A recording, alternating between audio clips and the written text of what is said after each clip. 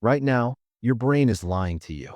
Stanford neuroscientists spent 12 years studying emotional reactivity across 2,400 participants. Their finding? 83% of your emotional pain is self-inflicted, not caused by others, caused by your interpretation. Here's the shocking part. Your amygdala, your brain's emotional alarm system, triggers 500 milliseconds before your conscious mind realizes what's happening. Half a second. That's the window between stimulus and suffering. And in the next 12 minutes, you'll learn how to intercept it. Imagine this scenario. You send a text to your colleague. 3 hours pass. No response. You see they've posted on LinkedIn. Your chest tightens. Your mind races. Did I say something wrong? Are they avoiding me? Do they think I'm incompetent? Sound familiar? What if I told you that in those 3 hours, you just experienced what Harvard researchers call personalization bias?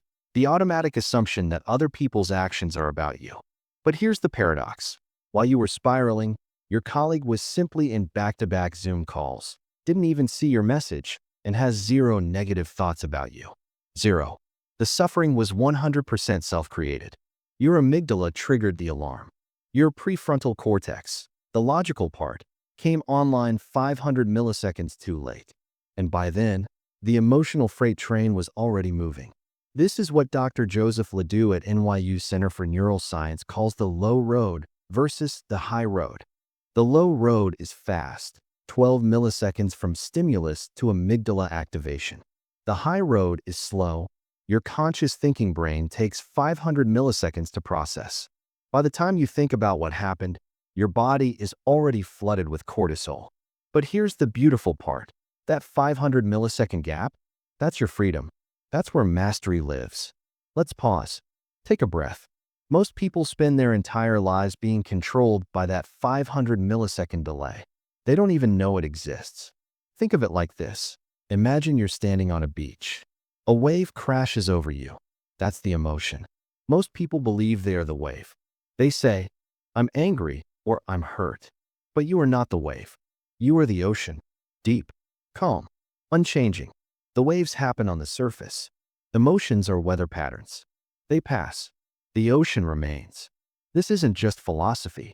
This is neuroscience. Dr. Jill Bolt Taylor, a Harvard-trained neuroanatomist, discovered that the physiological lifespan of an emotion is 90 seconds. 90 seconds. After that, if you're still upset, it's because you're choosing to re-trigger the loop. You're generating the same thought that creates the same chemical that makes the same feeling. So why do we take things personally? Because your brain is designed for survival, not happiness. 200,000 years ago, being excluded from the tribe meant death. No shelter, no food, no protection. So your amygdala evolved to treat social rejection like a physical threat. When your boss criticizes your report, your amygdala doesn't differentiate between report needs revision and saber-toothed tiger attacking. It's the same alarm. A 2003 study published in Science by Eisenberger and Lieberman used fMRI scans to prove this. They had participants play a virtual ball tossing game. When other players stopped passing the ball, simple social exclusion, the same brain region lit up as when people experience physical pain. The anterior cingulate cortex. Your brain processes social pain and physical pain in identical ways.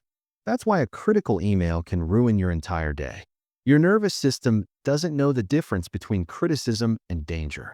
Here's what changes everything: awareness. The moment you understand why you're reacting, you create space. Dr. Dan Siegel at UCLA calls this name it to tame it. When you label the emotion, I'm experiencing the thought that I'm being rejected, you activate your prefrontal cortex. You shift from reactive to responsive. Average people feel the emotion and become it. Elite performers feel the emotion and observe it. Let me introduce you to the STOP method. For letters, 2 minutes. Complete interception system. S. Stop the spiral. The instant you notice the emotional charge, the chest tightening, the mind racing, the mental replay, physically stop. Place your hand on your chest. This signals your vagus nerve, the main highway of your parasympathetic nervous system, that you're safe. Dr. Stephen Porges' polyvagal theory shows that this simple touch activates your ventral vagal system, shifting you from threat mode to safety mode. T. Take the observer stance. Ask yourself, what am I making this mean? Not what does this mean, but what am I making it mean? This subtle language shift is powerful. It reminds you that interpretation is a choice. Your colleague's delayed response doesn't mean anything. You're assigning it meaning. And what you assign, you can reassign. Oh, observe the gap. Between the trigger, the delayed text, and your response, the spiral, is a gap.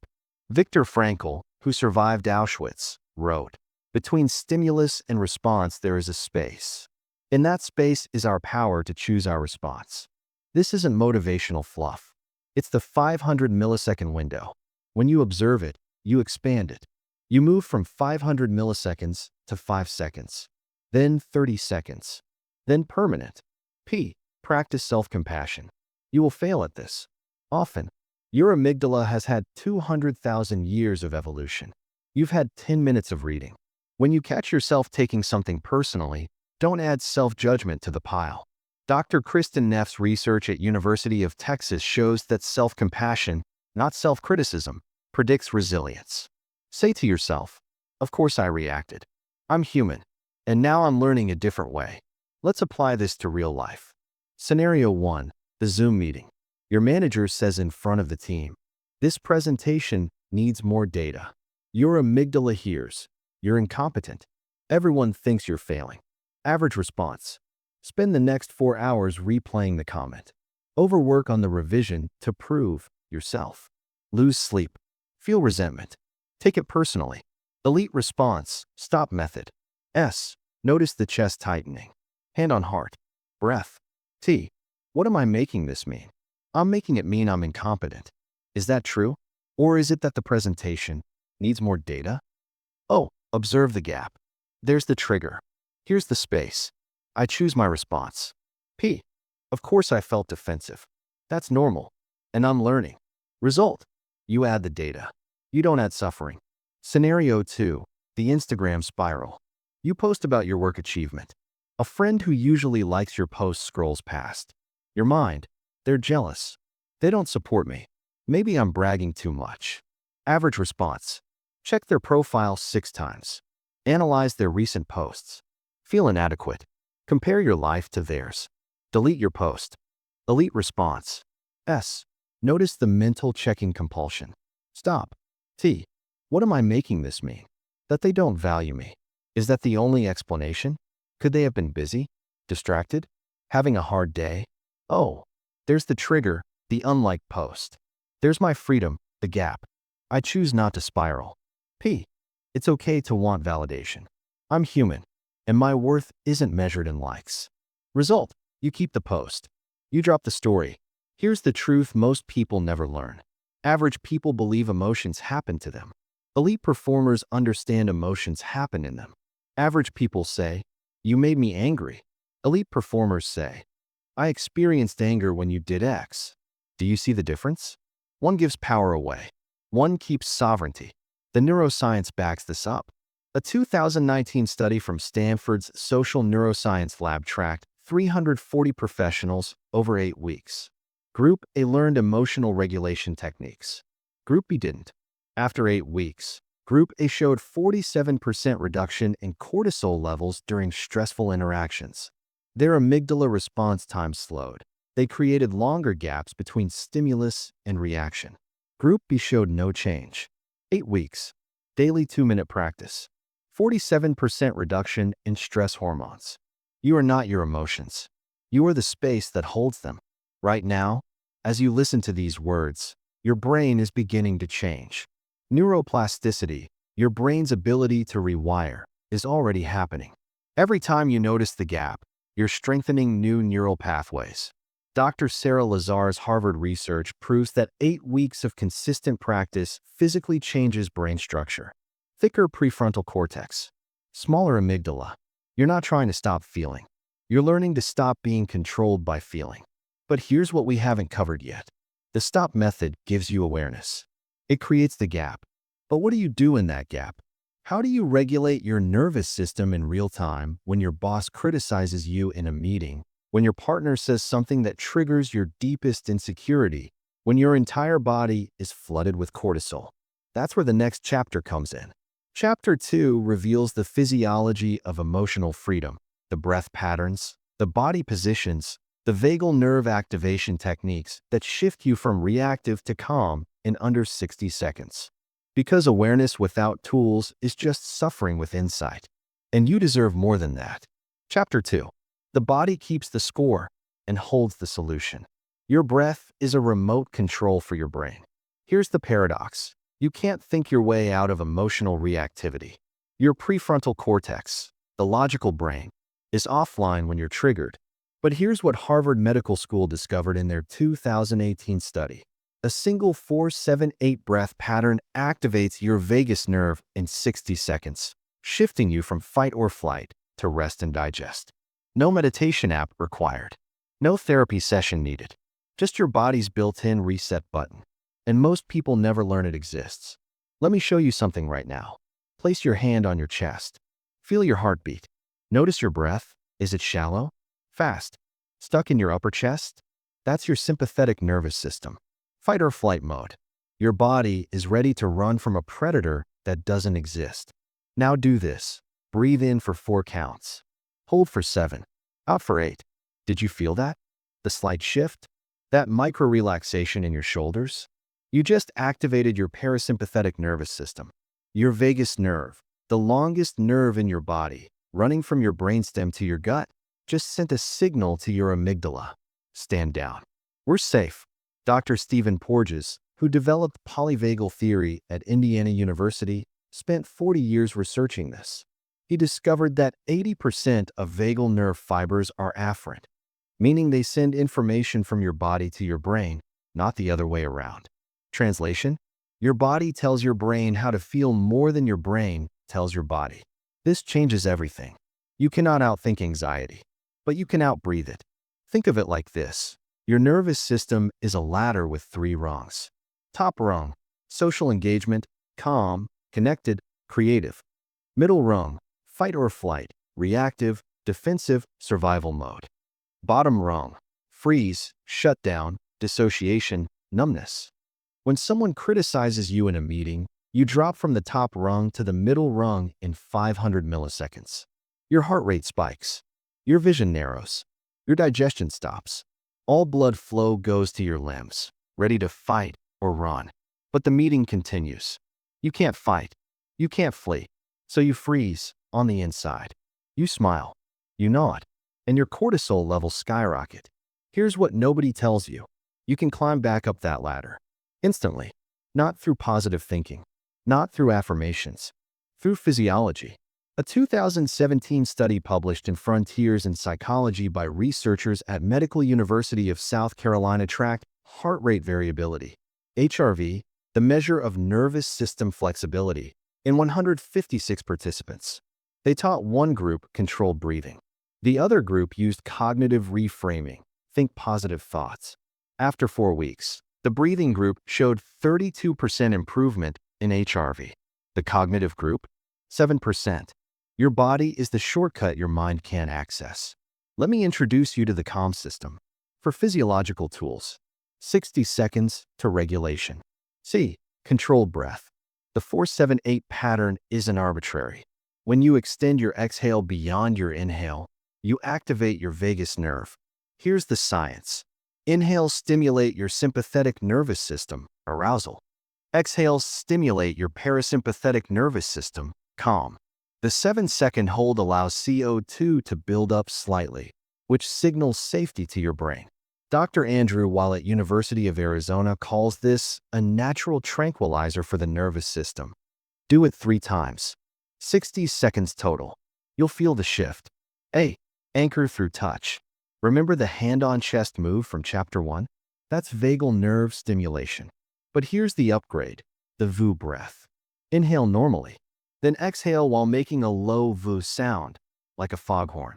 The vibration in your chest directly stimulates your vagus nerve. Sounds weird. Works instantly. Try it right now. VU. Feel that rumble? That's your body's panic button being turned off. L. Lengthen your spine. Posture isn't just about confidence. It's about physiology. A 2012 Harvard study by Amy Cuddy showed that holding an expansive posture for 2 minutes increased testosterone by 20% and decreased cortisol by 25%. But here's what matters more. Slouching compresses your vagus nerve. When you're triggered, when that email lands, when that comment stings, you collapse inward. Shoulders forward, chest concave. This increases stress signals to your brain. The instant intervention: stand up if you can. Roll your shoulders back. Imagine a string pulling the crown of your head toward the ceiling. This creates space for your vagus nerve to function. Move the energy. Emotions are energy in motion. When you suppress them, they get stuck. Dr. Peter Levine, who developed somatic experiencing therapy, discovered that trauma gets stored in the body as incomplete fight or flight responses. You wanted to walk out of that meeting? Shake your hands for 30 seconds.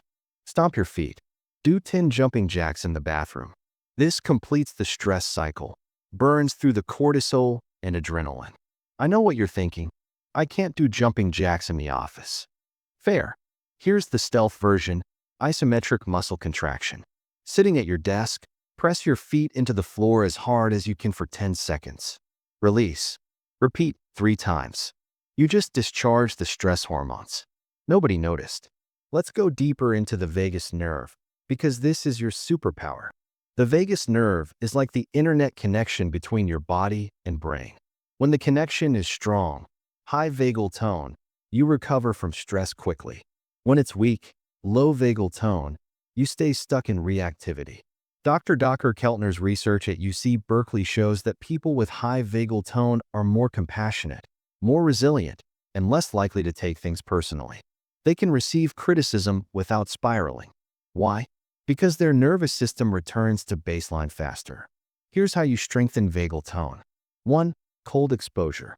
Splash cold water on your face. This triggers the dive reflex, an evolutionary mechanism that slows your heart rate instantly. Navy SEALs use this before missions. You can use it before difficult conversations. 30 seconds of cold water on your face equals immediate vagal activation. A 2018 study in Nature showed this reduces anxiety symptoms by 44% in acute stress situations.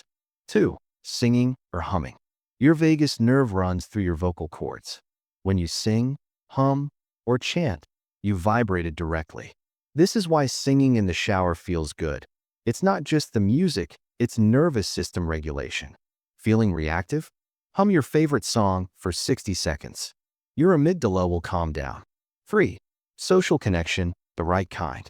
Here's the paradox. When you're upset, you want to isolate. But your vagus nerve activates most powerfully through safe social connection. Not venting, not complaining, just presence. A 2020 study from University of North Carolina showed that 20-second hugs increase oxytocin and activate ventral vagal pathways. Even a text from a trusted friend, not about the problem, just thinking of you, can shift your nervous system. Let's apply calm to real scenarios. Scenario 1. The passive-aggressive email. Your coworker sends an email. CC's the whole team. Per my last email. Your chest burns. You start composing a defensive response. Average response. Type a 6-paragraph response. Delete it. Retype it. Obsess for 3 hours. Send a version that's professional but seething underneath. Damage the relationship. Lose sleep. Elite response. Calm system. C. Before you type a word, 4-7-8 breath, 3 times. A. Hand on chest. Boo breath. I'm safe. This email isn't a threat. L. Stand up. Walk around your space. Roll shoulders back. M. Shake your hands. Discharge the adrenaline. Then, only then, respond. Your email will be 3 sentences. Clear. Boundaried. Not defensive. Because you regulated first, responded second. Scenario 2. The family dinner trigger. Your mother makes the comment she always makes. About your job, your relationship, your life choices. You feel 15 years old again. Your throat tightens. Average response. Shut down. Give one-word answers. Leave early. Ruminate for days. Avoid next family gathering. Feel guilty and resentful simultaneously. Elite response. C. Excuse yourself to the bathroom. 4-7-8 breath. A. Cold water on face. Hand on heart. Ground yourself. L. Stand tall before returning. You're an adult, not a child. M. In the bathroom, stomp your feet 3 times. Complete the stress cycle. Return to the table. You can now choose your response. Maybe you set a boundary. Mom, I appreciate your concern, but I'd prefer to enjoy dinner together. Maybe you just let it pass, knowing it's about her, not you. The difference? You're responding from regulation, not reaction. Here's the reality most people miss. Average people wait to feel better, then act. Elite performers change their physiology, then feel better. Average people say, I'll breathe when I calm down. Elite performers say, I'll breathe so I calm down. The neuroscience is clear. A 2019 Yale study tracked 240 professionals over 12 weeks. Group A learned breath work and vagal exercises. Group B used traditional stress management, time management, positive thinking. At the end, Group A showed 53% reduction in perceived stress. Group B showed 12%. Why? Because Group A changed their nervous system. Group B changed their schedule. You can't schedule your way out of reactivity, but you can breathe your way out. Your body is not the enemy. Your body is the solution. Right now, you have everything you need. Your breath, your posture, your vagus nerve. These aren't tools you need to buy or skills you need to master. They're already installed. You're just learning to access them. Dr. Bessel van der Kolk wrote in The Body Keeps the Score. Traumatized people chronically feel unsafe inside their bodies. But the inverse is also true. Regulated people feel safe because of their bodies. You are building a new relationship with your nervous system, not controlling it, partnering with it. But here's the next level. You've learned the stop method, the mental interception. You've learned calm, the physiological reset. These work beautifully when you're alone, when you have 60 seconds, when you can breathe and ground. But what about when you're in the moment? When your boss is staring at you, waiting for a response? When your partner just said the thing that triggers your deepest wound? When you don't have 60 seconds, you have 6 seconds. That's where Chapter 3 comes in. The art of real-time response. How to stay in the conversation without leaving yourself. How to set boundaries without burning bridges. How to be honest without being harsh. Because regulation without communication is just internal management. And you deserve external freedom too. Chapter 3. The bridge between silence and war. What you say in the first 10 seconds determines the next 10 years. MIT's Human Dynamics Lab analyzed 2,100 workplace conflicts over 5 years. Their finding? 87% of conflicts escalate, not because of the initial issue, but because of the response in the first 30 seconds. When someone triggers you, your amygdala pushes you toward 2 extremes: silence or war, shut down or blow up, freeze or fight. But there's a third option most people never learn. It's called the bridge. And in the next 12 minutes, you'll learn how to build it in real time. Picture this moment. You're in a Zoom meeting. Your manager says, I'm not sure this approach is working. Your chest tightens. Your amygdala screams, they're attacking you. Defend yourself. Now you're at a fork in the road. Path 1, silence. You say nothing. You nod. You smile. You say, understood, while your insides churn. You don't disagree. You don't clarify. You protect the relationship by abandoning yourself. Later, you replay the conversation 47 times. You compose imaginary speeches. You feel resentful and powerless. Path 2, war. You get defensive. Actually, the data shows. Your voice has an edge. You over-explain. You justify. You need to be right. The conversation becomes a courtroom. You win the argument. You damage the relationship. Here's the paradox. Both paths come from the same place. Fear. Fear of rejection. Fear of being wrong. Fear of conflict. But what if there was a third path? What if you could stay in the conversation without leaving yourself? What if you could be honest without being harsh? What if you could set a boundary without burning a bridge? That's the bridge. And it's built with 6 specific tools. Here's what most people get wrong about communication. They think it's about the words. It's not. It's about the nervous system beneath the words. Dr. John Gottman at University of Washington spent 40 years studying couples. He could predict with 94% accuracy which marriages would end in divorce, not based on what couples argued about, but how they responded in the first 3 minutes of conflict. He identified 4 responses he called the 4 horsemen: criticism, contempt, defensiveness, stonewalling. All 4 are amygdala-driven. All 4 destroy connection. But here's the insight. When you regulate your nervous system first, you can't access those 4 horsemen. They require a dysregulated state. When you're calm, you become incapable of contempt. When you're grounded, defensiveness doesn't make sense. Think of it like this. You can't text and drive safely. Your brain can't do both well simultaneously. Similarly, you can't be regulated and reactive. The states are mutually exclusive. Let me give you the bridge method. 6 letters. Real-time response system. Works in the moment, while the person is staring at you, waiting. B. Breathe before you speak. This sounds obvious. It's not. A 2016 Stanford study tracked response times in difficult conversations. Average response time, 1.2 seconds. Elite communicators, 3.8 seconds. That 2.6-second difference, that's the breath. That's the vagus nerve activation. That's the gap between reactive and responsive. Practical application. When someone says something triggering, take 1 full breath before you respond. Inhale, exhale, then speak. It feels like an eternity to you. It looks like thoughtfulness to them. R. Reflect what you heard. This is the most powerful de-escalation tool in human communication. Before you defend, before you explain, before you respond, reflect. So what I'm hearing is, or it sounds like you're saying, why does this work?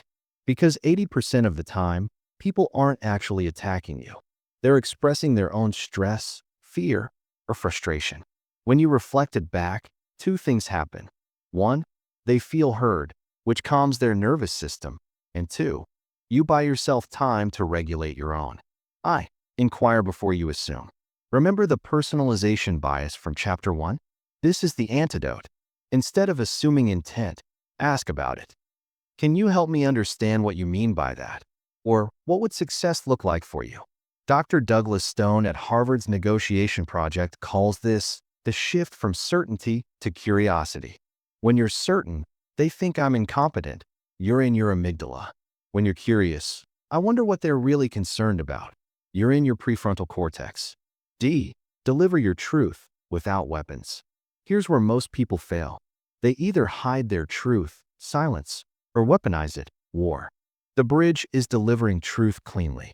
I statements, not you accusations. Weaponized. You always criticize my work. Bridge.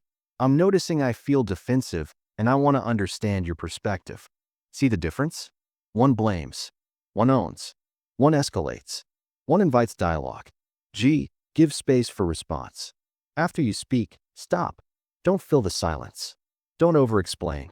Don't justify. You delivered your truth. Now let it land. The silence is uncomfortable. Sit in it. That discomfort is your growth edge. E. Exit gracefully if needed. Sometimes the other person isn't ready. They're too activated. Their amygdala is running the show. And that's okay. You can't regulate someone else's nervous system. You can only protect your own. Graceful exit. I want to have this conversation when we're both in a better space. Can we revisit this tomorrow? Not fleeing, not shutting down, just postponing until both nervous systems are online. Let's go deeper into the neuroscience of why this works. When someone speaks to you, your brain processes their words through 2 pathways simultaneously. The cortical pathway, thinking brain, and the subcortical pathway, emotional brain. The subcortical pathway is faster. It's evaluating. Is this person safe or threat? Dr. Stephen Porges' research shows that your nervous system reads 3 things before it hears the words: facial expression, vocal tone, and body language. If those 3 signal safety, the words can be critical and you'll stay regulated. If those 3 signal threat, even neutral words will trigger you. This is why the bridge method starts with breath. When you breathe, your facial muscles soften. Your voice drops half an octave. Your shoulders relax. You're sending safety signals to the other person's nervous system, which makes them less defensive, which makes the conversation possible. A 2020 study from University of California tracked 380 difficult workplace conversations. They found that conversations where one person used reflective listening, so what I'm hearing is, had 73% better outcomes than conversations without it. Not because the solution changed, because the nervous system stayed regulated.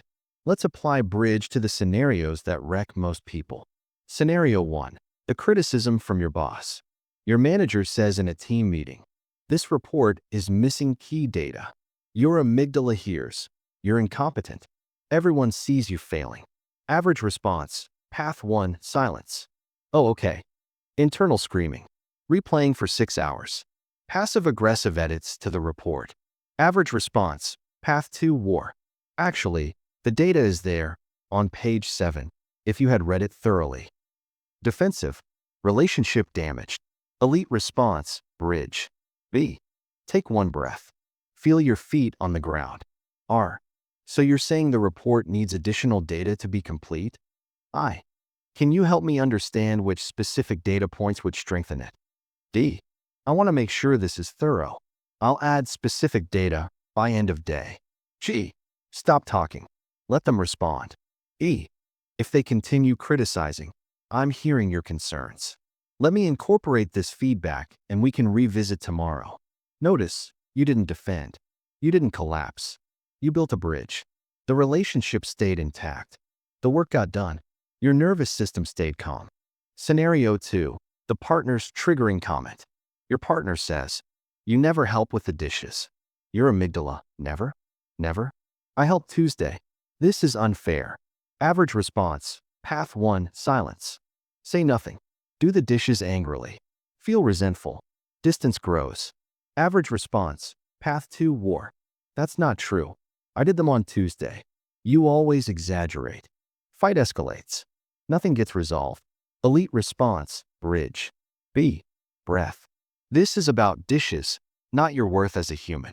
R. It sounds like you're feeling like the housework isn't balanced. I. Help me understand.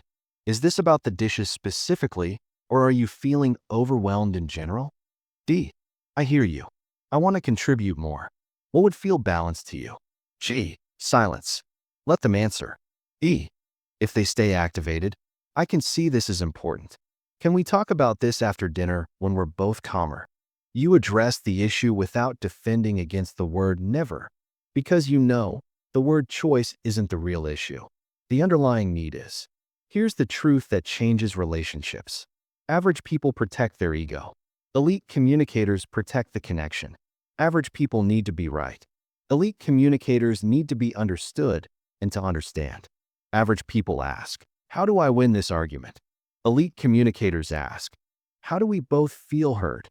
The data backs this up. Dr. John Gottman's research found that in successful relationships, there's a 5-to-1 ratio. 5 positive interactions for every 1 negative. But here's the deeper finding. It's not about avoiding conflict. It's about repairing after conflict. Repair happens through the bridge. "I'm sorry I got defensive. Can we try that conversation again? I care about you more than being right." These sentences, simple, honest, vulnerable, activate oxytocin in both brains. Oxytocin is the opposite of cortisol. It's the bonding hormone. It literally tells your amygdala, "This person is safe. Stand down." You don't need to be perfect. You need to be willing. Willing to pause. Willing to reflect. Willing to inquire. Willing to be honest without armor. Willing to repair when you mess up, and you will mess up. We all do. The bridge isn't about never getting triggered.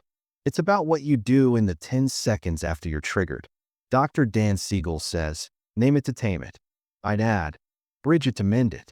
Every conversation where you choose the bridge over silence or war, you're rewiring your nervous system. You're proving to your amygdala, "We can handle this. We don't need to shut down or blow up." There's a third way. But here's what we haven't addressed yet. The bridge method works when the other person is willing to meet you there. When they're at least somewhat regulated. When there's mutual respect. But what about the people who aren't? What about the colleague who steamrolls every conversation? The family member who guilt trips and manipulates? The friend who makes everything about them? What about when the bridge you're building, the other person keeps burning it down? That's where Chapter 4 comes in. The art of boundaries without guilt. How to say no without explaining.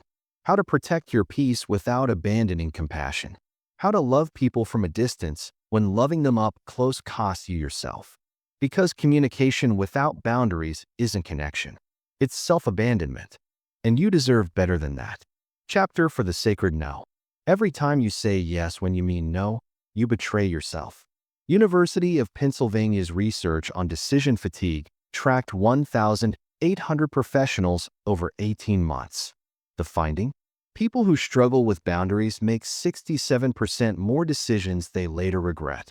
Why? Because every boundary violation requires 10 subsequent micro-decisions to manage the resentment, the overcommitment, the exhaustion. One yes, when you meant no, cascades into days of emotional cleanup. But here's what most people don't realize. Guilt isn't proof you did something wrong. Guilt is the price of growth. Let me paint a scenario you've lived. Your colleague messages you at 8 p.m. Hey, can you cover this presentation tomorrow? I know it's last minute, but you're so good at this stuff. Your body says no. Your chest tightens. You have plans. You're exhausted. You already worked through lunch. But your mouth says, sure, no problem. Why? Because in that moment, three fears collide. Fear of rejection. Fear of being seen as difficult. Fear of the discomfort that comes with disappointing someone. So you sacrifice yourself to avoid a 30-second uncomfortable conversation. Dr. Harriet Lerner at Yale calls this relationship preservation at the cost of self-preservation. You keep the peace. You lose yourself. Here's the paradox. The relationships you sacrifice yourself for, they're not actually healthy because they require your self-abandonment to function. Real connection doesn't need you to disappear. Think of it like this. Imagine you have $1,000 in your bank account. Every time someone asks for something, you're spending your currency. A favor here, $100. An extra task there, $150. A conversation with an energy vampire, $200. Most people don't realize they're bankrupt until they're already overdrawn. Then they collapse. They burn out. They resent everyone. And they blame themselves for not being strong enough. But the problem wasn't strength. It was spending without tracking. Boundaries are your budget. They tell you, and others, what you can afford to give without going into debt. Now here's what you need to understand. Guilt is not your compass. You've been taught that guilt means you did something wrong. But that's not always true. Sometimes guilt means you did something different. You broke a pattern. You disappointed someone who was used to you saying yes. Dr. Susan David at Harvard Medical School distinguishes between clean guilt and dirty guilt. Clean guilt is when you violated your own values. You lied, you cheated, you harmed. That guilt is information. Listen to it. Dirty guilt is when you violated someone else's expectations. You said no. You chose yourself. You stopped playing a role they assigned you. That guilt is just discomfort. It doesn't mean you did something wrong. It means you did something new. A 2021 study from University of Michigan tracked 450 people learning to set boundaries. In the first 30 days, 89% reported increased guilt. By day 90, that number dropped to 23%. Why? Because their nervous systems recalibrated. The guilt wasn't real. It was just unfamiliar. Let me give you the sacred framework. 6 principles for boundaries that don't require explanation or justification. S. Simple and direct. The more you explain, the more you invite negotiation. I can't cover that presentation is complete. Adding because I have plans opens the door. What plans? Can you reschedule them? You don't owe anyone your reasons. No is a complete sentence. If that feels too harsh, upgrade to I'm not available for that. Period. A. Acknowledge without absorbing. When someone pushes back, but I really need your help. You can acknowledge their disappointment without taking responsibility for it. I hear that this is frustrating for you. Is not the same as I will fix your frustration. Their emergency is not automatically your obligation. Dr. Nedra Glover Tawwab, therapist and boundaries expert, says, boundaries aren't mean. They're clear. C. Consistency over exceptions. The fastest way to destroy a boundary is to make exceptions. You say no to one person, yes to another. Soon, nobody believes your no. A 2019 Stanford study showed that inconsistent boundaries create 3x more conflict than firm boundaries. Why? Because people learn to push, bargain, and wear you down. Your boundary is the rule, not the suggestion. R. Release the need to be liked. This is the hardest one. You want to be the helpful person, the reliable friend, the go-to colleague. But here's the cost. You become the person everyone uses and nobody respects. Respect comes from boundaries. Likability comes from people-pleasing. You can't have both. Choose respect. E. Embrace the discomfort. Setting a boundary will feel wrong. Your body will scream. Your guilt will spike. You'll want to text. Actually, never mind, I'll do it. Don't. Sit in the discomfort. This is your nervous system rewiring. You're teaching your amygdala. We can survive disappointing people. We don't need to save everyone to be safe. D. Detach from the outcome. You set the boundary. They respond poorly. Anger, guilt tripping, silent treatment. Now what? You detach.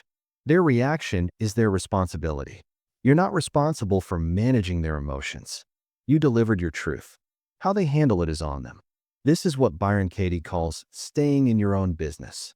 There's your business, your choices, their business, their reactions, and God's business, everything else.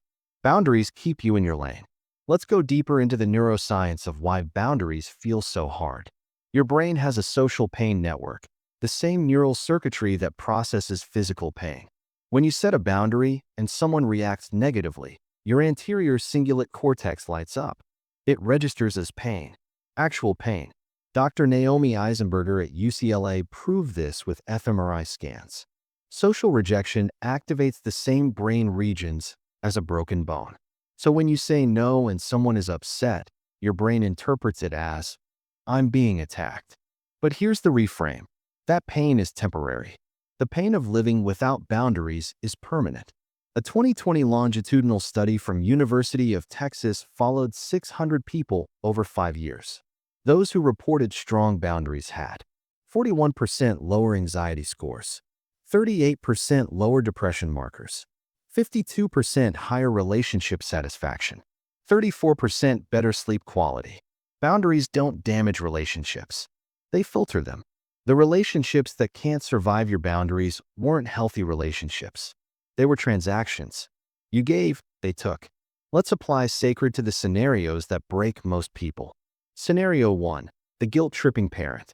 Your mother calls. I never see you anymore. I guess I'm just not important to you. Your guilt. I'm a terrible child. I should visit more. I'm selfish. Average response. Path 1. Collapse. You're right. I'm sorry. I'll come this weekend. Cancel your plans. Feel resentful. Repeat cycle.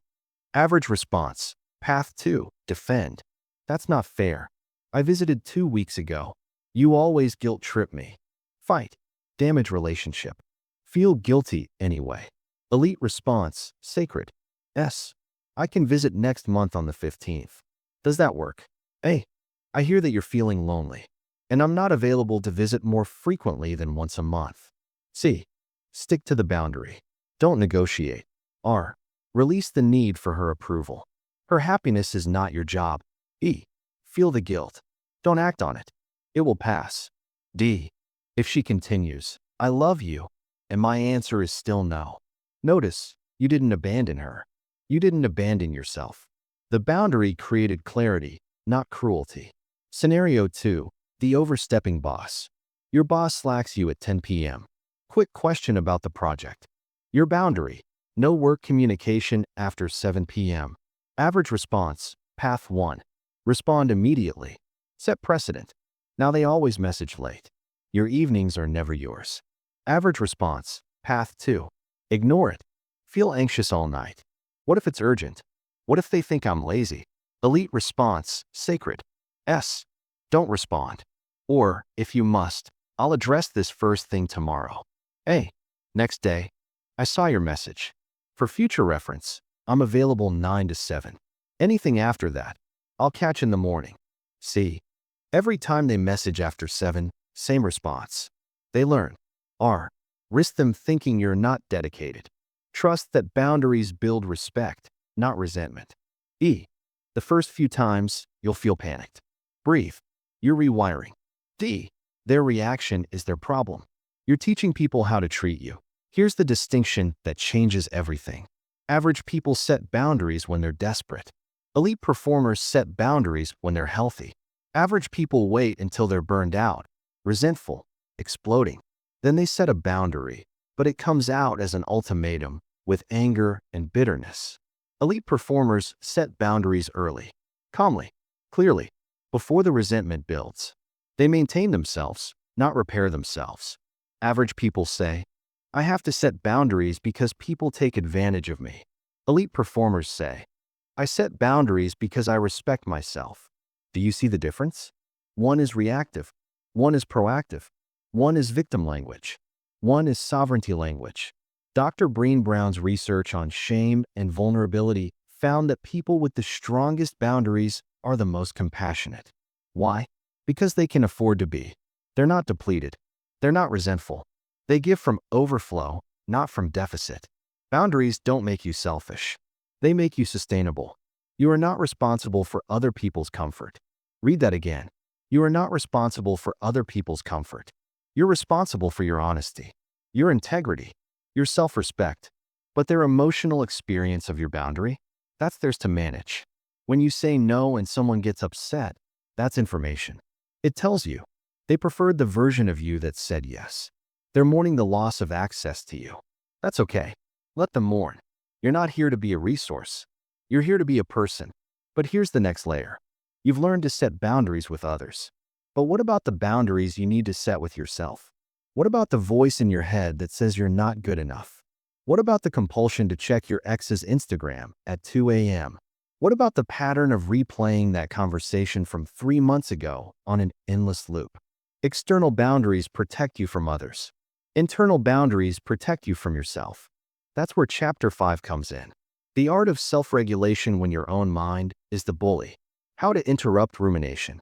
How to stop doom-scrolling your thoughts. How to set a boundary with the voice that says you're not enough. Because the harshest critic isn't out there. It's in here. And it's time to show it the door. Chapter 5. The Inner Critic's Eviction Notice. You speak to yourself in ways you'd never tolerate from another human. Neuroscientists at King's College London tracked thought patterns in 2,300 adults over 14 months. Their discovery? The average person has 6,200 thoughts per day. Of those, 80% are negative, and 95% are repetitive, the same thoughts, recycled, on loop. You're not taking things personally from others. You're taking yourself personally. You're replaying that conversation from Tuesday. You're prosecuting yourself for a mistake from 3 years ago. The harshest voice isn't out there. It's in your own head. Picture this internal monologue. You're lying in bed at 11 p.m. Your mind, why did I say that in the meeting? Everyone probably thinks I'm stupid. I should have said X instead. I always mess up presentations. I'm never going to get promoted. I'm falling behind everyone else. Look at Sarah. She's already director level. Sound familiar? You didn't receive a single critical email. Nobody said anything negative to you. But your brain just ran a 15-minute trial, prosecuted you, found you guilty, and sentenced you to anxiety and insomnia. Dr. Daniel Amen at Amen Clinics calls these ANTs, automatic negative thoughts. They're not based on reality. They're based on your brain's negativity bias, the evolutionary tendency to focus on threats and ignore safety. A 2018 study from University of Cambridge found that anxious brains process neutral faces as threatening 73% more often than non-anxious brains. Your amygdala sees danger where none exists. It takes a blank expression and writes a story. They're mad at me. But here's the beautiful part. Thoughts are not facts. They're just electrical impulses. Dr. Judson Brewer at Brown University uses this metaphor. Your thoughts are like clouds. They appear, they move, they disappear. You are the sky, vast, unchanging, just watching. When you believe every thought, you become the cloud. When you observe thoughts, you become the sky. Now let me show you something that will change how you see your mind. Your brain has 2 modes: task-positive network, focused on external tasks, and default mode network, unfocused, wandering, ruminating.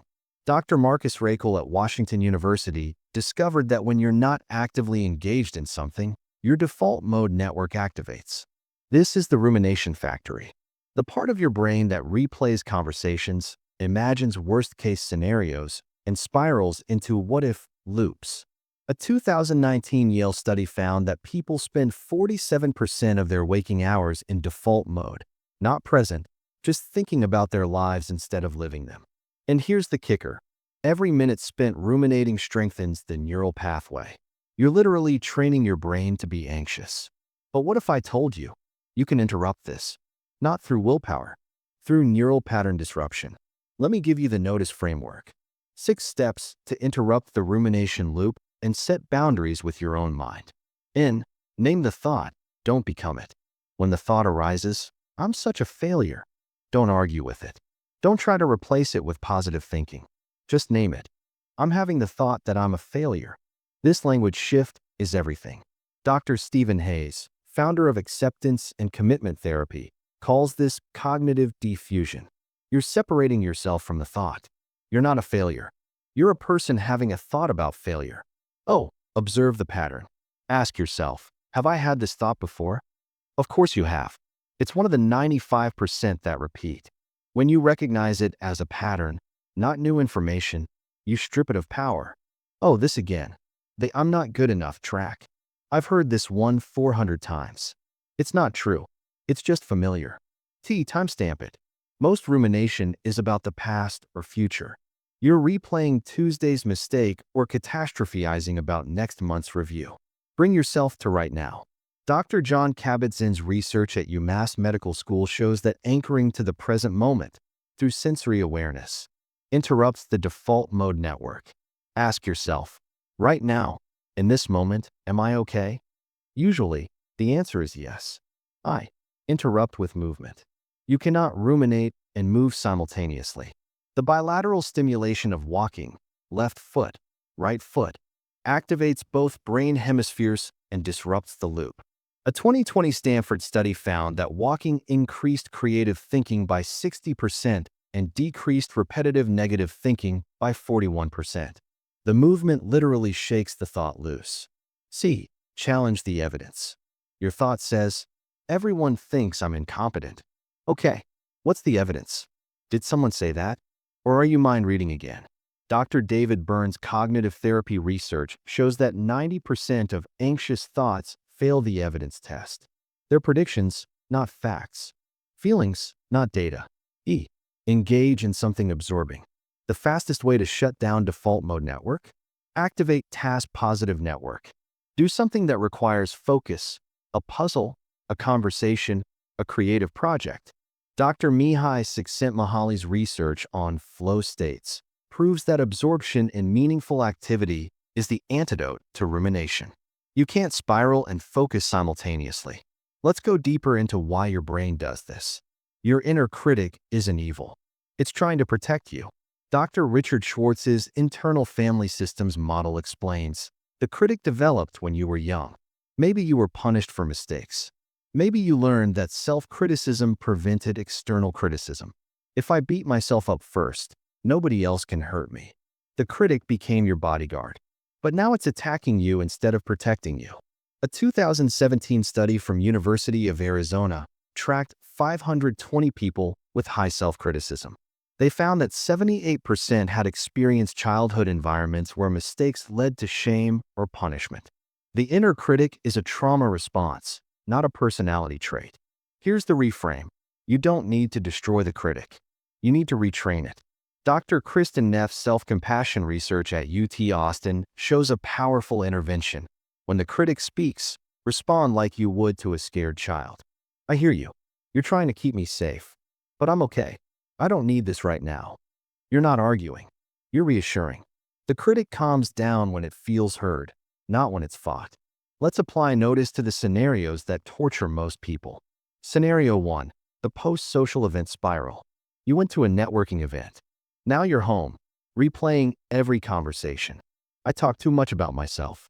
I should have asked more questions. That joke fell flat. They probably think I'm annoying. Average response. Ruminate for 4 hours. Text your friend. Was I weird tonight? Check LinkedIn to see if anyone connected with you. Lose sleep. Decide to skip the next event. Elite response, notice. N. I'm having the thought that I was annoying. Oh, this is my social anxiety spiral pattern. I've had this thought after every event for 5 years. It's never been true.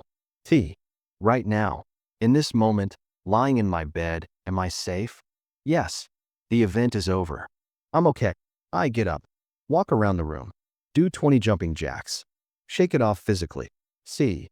Evidence. Did anyone say I was annoying? No. Did anyone leave the conversation? No. Am I mind reading? Yes. E. Pick up a book. Watch a show. Call a friend about something unrelated. Break the loop. Result. You interrupt the spiral. The thoughts still come, but you don't follow them down the rabbit hole. Scenario 2. The Instagram comparison trap. You're scrolling Instagram. Your friend posted about their promotion. Another friend's engagement. Someone's vacation photos. Your mind. Everyone's life is better than mine. I'm so far behind. What am I even doing with my life? Average response. Keep scrolling for 90 minutes. Stalk 6 people's profiles. Feel inadequate. Post something to prove you're happy too. Check for likes obsessively. Feel worse. Elite response, notice. N. I'm having the thought that I'm falling behind. Oh, I've had this thought every time I open Instagram. It's the comparison pattern, not reality. T. Right now, what's actually happening? I'm sitting on my couch. Nobody is judging me. I'm safe. I. Put the phone down. Physically walk away. Go to a different room. C. Evidence. Am I comparing my internal experience to their curated highlights? Yes. Do I know what their struggles are? No. E. Close Instagram. Text a friend you haven't talked to in a while. Journal. Do something that connects you to your actual life, not the performance of life. Here's the truth that liberates.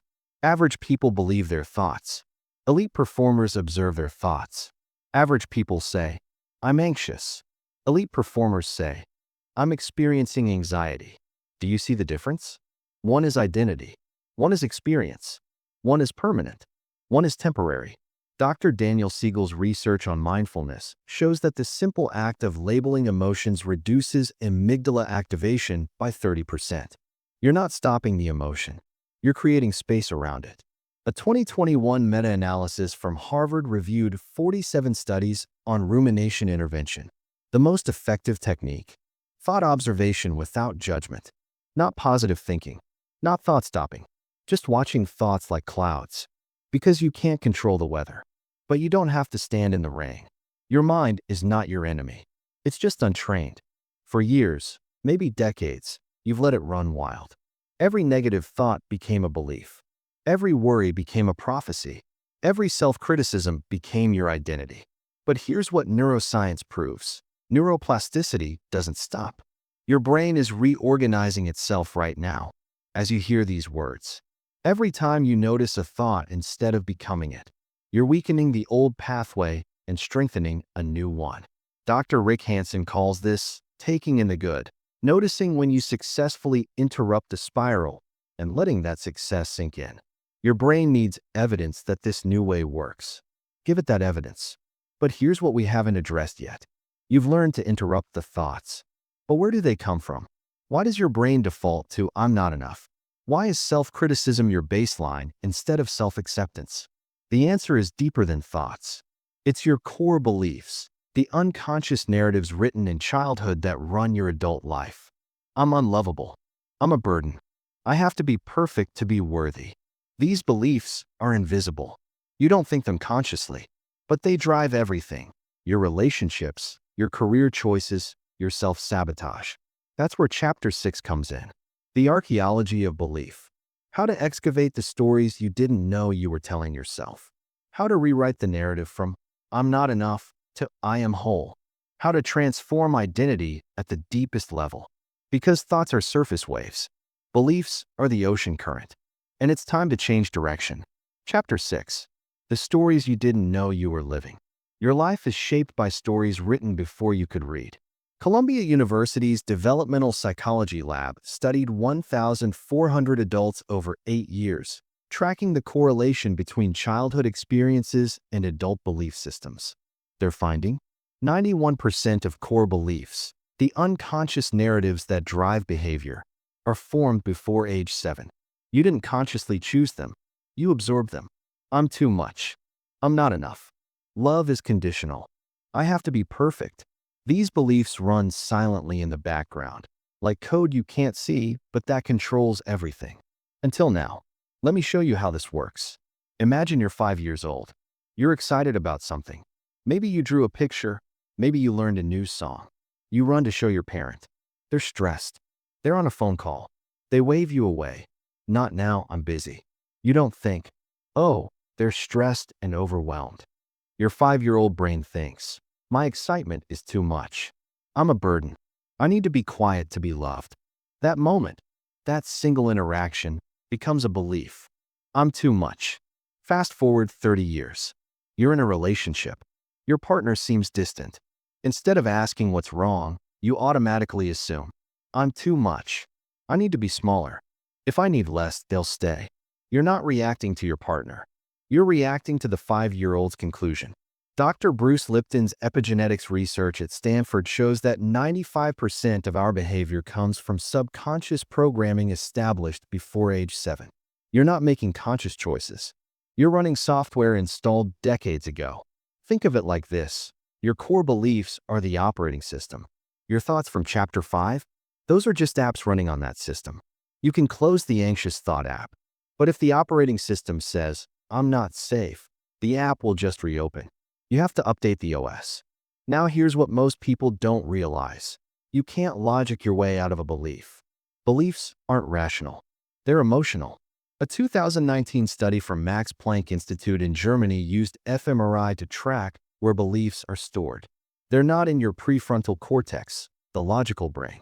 They're in your limbic system, the emotional, preverbal brain. This is why affirmations often fail. You stand in the mirror saying, I am worthy, while your limbic system screams, no, you're not. The conscious mind and unconscious mind are in conflict. Guess which one wins? Dr. Joe Dispenza's neuroscience research shows that to change a belief, you must create an emotional experience stronger than the original programming. You can't think it away.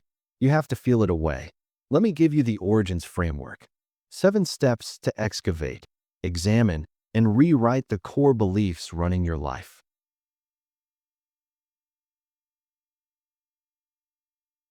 Oh, observe the pattern.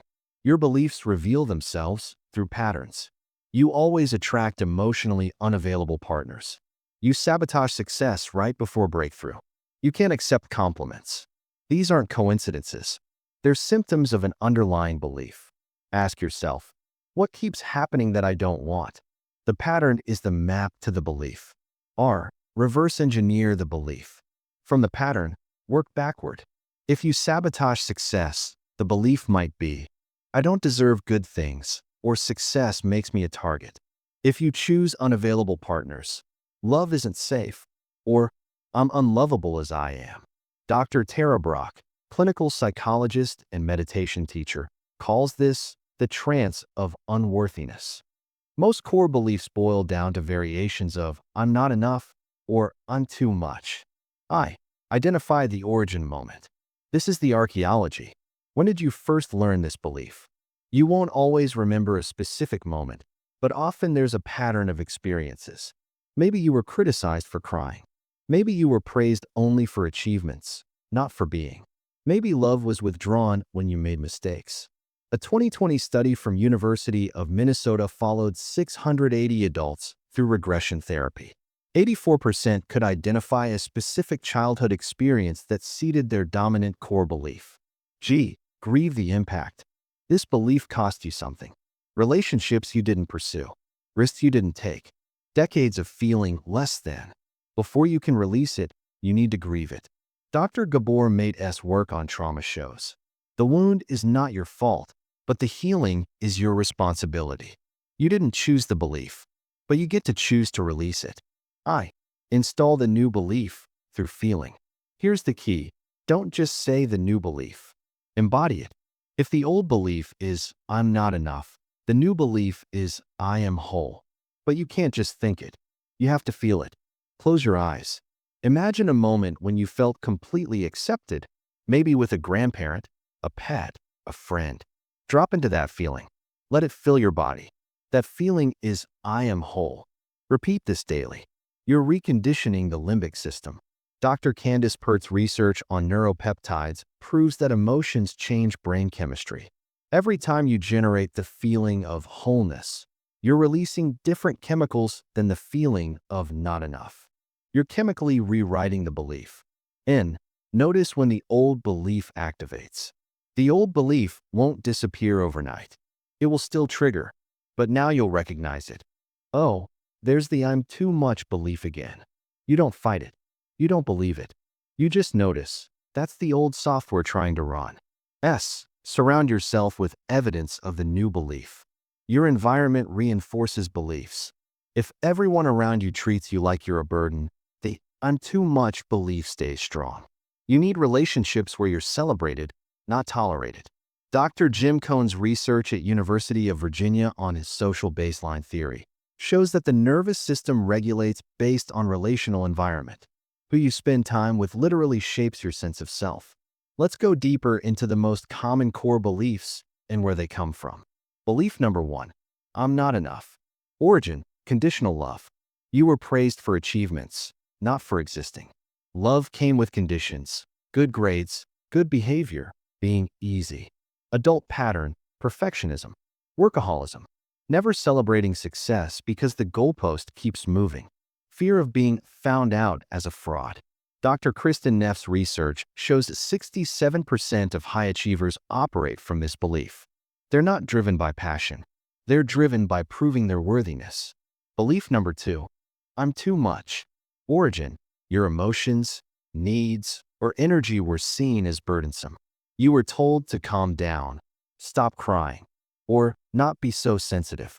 Adult pattern, people-pleasing, making yourself small, apologizing excessively, choosing partners who are emotionally unavailable because then you don't risk being too much. Belief number 3, love isn't safe. Origin, inconsistent caregiving. Love was withdrawn as punishment. A parent was loving one moment, cold the next. You couldn't predict safety. Adult pattern, sabotaging intimacy, picking fights when relationships get close. Attracted to emotionally distant partners because distance feels familiar. Dr. Sue Johnson's attachment research shows that 60% of adults have insecure attachment. They don't trust that love is reliable. Belief number 4. I have to be perfect to be worthy. Origin, mistakes were met with shame, anger, or punishment. Failure wasn't a learning opportunity. It was evidence of defectiveness. Adult pattern, paralysis, procrastination, not starting because you can't guarantee perfection. Harsh self-criticism, all-or-nothing thinking. A 2018 study from University of Bath tracked 41,000 students across 30 years. Perfectionism increased 33% since 1989, and it's directly linked to anxiety and depression. Let's apply origins to real transformations. Scenario 1, the I'm not enough belief. Sarah is 34. She just got promoted, something she's worked toward for 5 years. Instead of celebrating, she feels anxious. What if I can't do it? What if they realize I'm not qualified? Average response, push harder. Work 70-hour weeks. Never enjoy the promotion. Wait for the other shoe to drop. Burn out within a year. Elite response, origins. Oh, I notice I can't accept success. Every achievement feels like a fluke. The belief is, I'm not enough. I have to keep proving myself. Origin, my dad only praised me for straight A's. When I got a B, he was disappointed. I learned, my worth equals my performance. Grieves the childhood where love was conditional. Acknowledges the cost, years of anxiety, inability to rest, strained relationships. Installs new belief through feeling. Finds a memory of unconditional acceptance, maybe with her grandmother. Drops into that feeling daily. I am enough simply by existing. When the old belief triggers, you're going to fail, she recognizes. That's my dad's voice, not truth. Surrounds herself with people who celebrate her, not just her achievements. Joins a support group. Finds a therapist who validates her inherent worth. Result: she doesn't magically become confident, but the belief loosens. She catches it faster. She's rewriting the code. Scenario 2. The love isn't safe belief. Marcus has been dating someone amazing for 6 months. Things are getting serious. Suddenly, he feels the urge to pull away. He picks a fight over something small. He's sabotaging. Average response: doesn't recognize the pattern. Breaks up. Tells himself it wasn't right. Repeats this with the next 3 relationships. Wonders why he's still single at 40. Elite response: origins. Oh, I sabotage every relationship when it gets close. This is a pattern. R. The belief is intimacy equals danger. If I let them in, they'll hurt me. I. Origin: my mom left when I was 8. One day she was there, the next she was gone. I learned people leave. Don't trust closeness. G. Grieves the 8-year-old who had to make sense of abandonment. Acknowledges the cost: loneliness, surface-level connections, never letting anyone truly know him. I. Installs new belief: this person is not my mother. Love can be safe. I am choosing differently. Feels into what safety would feel like in his body. N. When the urge to sabotage arises, that's the 8-year-old trying to protect me. I'm safe now. S. Talks to his partner about his pattern. Finds a therapist specializing in attachment. Reads about secure attachment. Surrounds himself with examples of lasting love. Result: the relationship doesn't become perfect, but he doesn't run. He stays. He's rewriting the belief: love can be safe. Here's the distinction that changes lives. Average people are controlled by beliefs they don't know they have. Elite performers identify, examine, and rewrite their beliefs. Average people say, "This is just who I am." Elite performers say, "This is who I learned to be. I can learn differently." Average people blame themselves. Why do I keep doing this? Elite performers examine the system. What belief is driving this pattern? Dr. Carol Dweck's research at Stanford on growth mindset shows the single belief that predicts success isn't intelligence or talent. It's the belief that you can change. People who believe I'm fixed stay stuck. People who believe I'm evolving transform. A 2021 longitudinal study from Oxford tracked 1,200 people over 10 years. Those who engaged in belief examination and rewriting showed 54% reduction in anxiety symptoms, 48% improvement in relationship satisfaction, 39% increase in career advancement, 62% increase in life satisfaction scores. Not because their circumstances changed, because their interpretation of circumstances changed. You are not your childhood conclusions. That 5-year-old who decided I'm too much, they were doing their best with the information they had. They were trying to survive. And that belief served you. It kept you safe, kept you small, kept you from being rejected. But you're not 5 anymore. You don't need that protection. You can release the belief with gratitude. Thank you for keeping me safe. I've got it from here. Dr. Richard Schwartz's internal family systems model teaches every part of you, even the wounded parts, the scared parts, the parts carrying old beliefs, they're all trying to help. When you approach them with compassion instead of criticism, they relax. They update. You're not broken. You're running outdated software. And the update is available right now. But here's what we haven't covered yet. You've excavated the beliefs. You're installing new ones. The old patterns are weakening. You're becoming someone new. And then you go back to your old environment. Your family who still treats you like the person you were. Your workplace that reinforces old dynamics. Your friend group that likes you better when you're small. How do you maintain transformation when everything around you is pulling you back to the old version? That's where Chapter 7 comes in. Environmental design for identity change. How to restructure your life so the new beliefs have space to take root. How to outgrow relationships without burning bridges. How to become unfamiliar to people who thought they knew you. Because personal transformation without environmental transformation is just theory. And you deserve to live it, not just know it. Chapter 7. You can't grow in the soil that grew your wounds. Your environment is not neutral. It's either growing you or shrinking you. Harvard's longitudinal study tracked 724 people over 75 years, the longest study on human development ever conducted. Their conclusion? Your social environment is the single strongest predictor of life satisfaction, health, and longevity. Not genetics, not income, relationships. But here's the part nobody talks about. 68% of transformation attempts fail within 90 days because people try to change themselves without changing their environment. You're trying to become a new person while living in the architecture designed for the old one. Picture this scenario. You just spent 6 chapters rewiring your nervous system, rewriting core beliefs, learning emotional regulation. You feel different, lighter, more aware. You're excited to live this new way. Then you go home for the holidays. Within 2 hours, you're back in your childhood role. Your mother makes the comment she always makes. Your sibling pushes the button they've pushed for 30 years. And suddenly, despite all the work you've done, you're 15 years old again, reactive, defensive, small. What happened? Dr. Bruce Lipton calls this environmental conditioning. Your family system has an invisible architecture.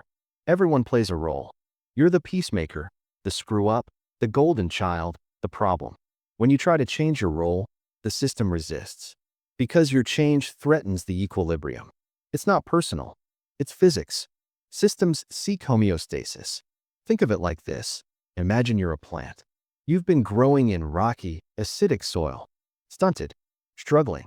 Then someone teaches you how to photosynthesize better, how to strengthen your roots. Helpful.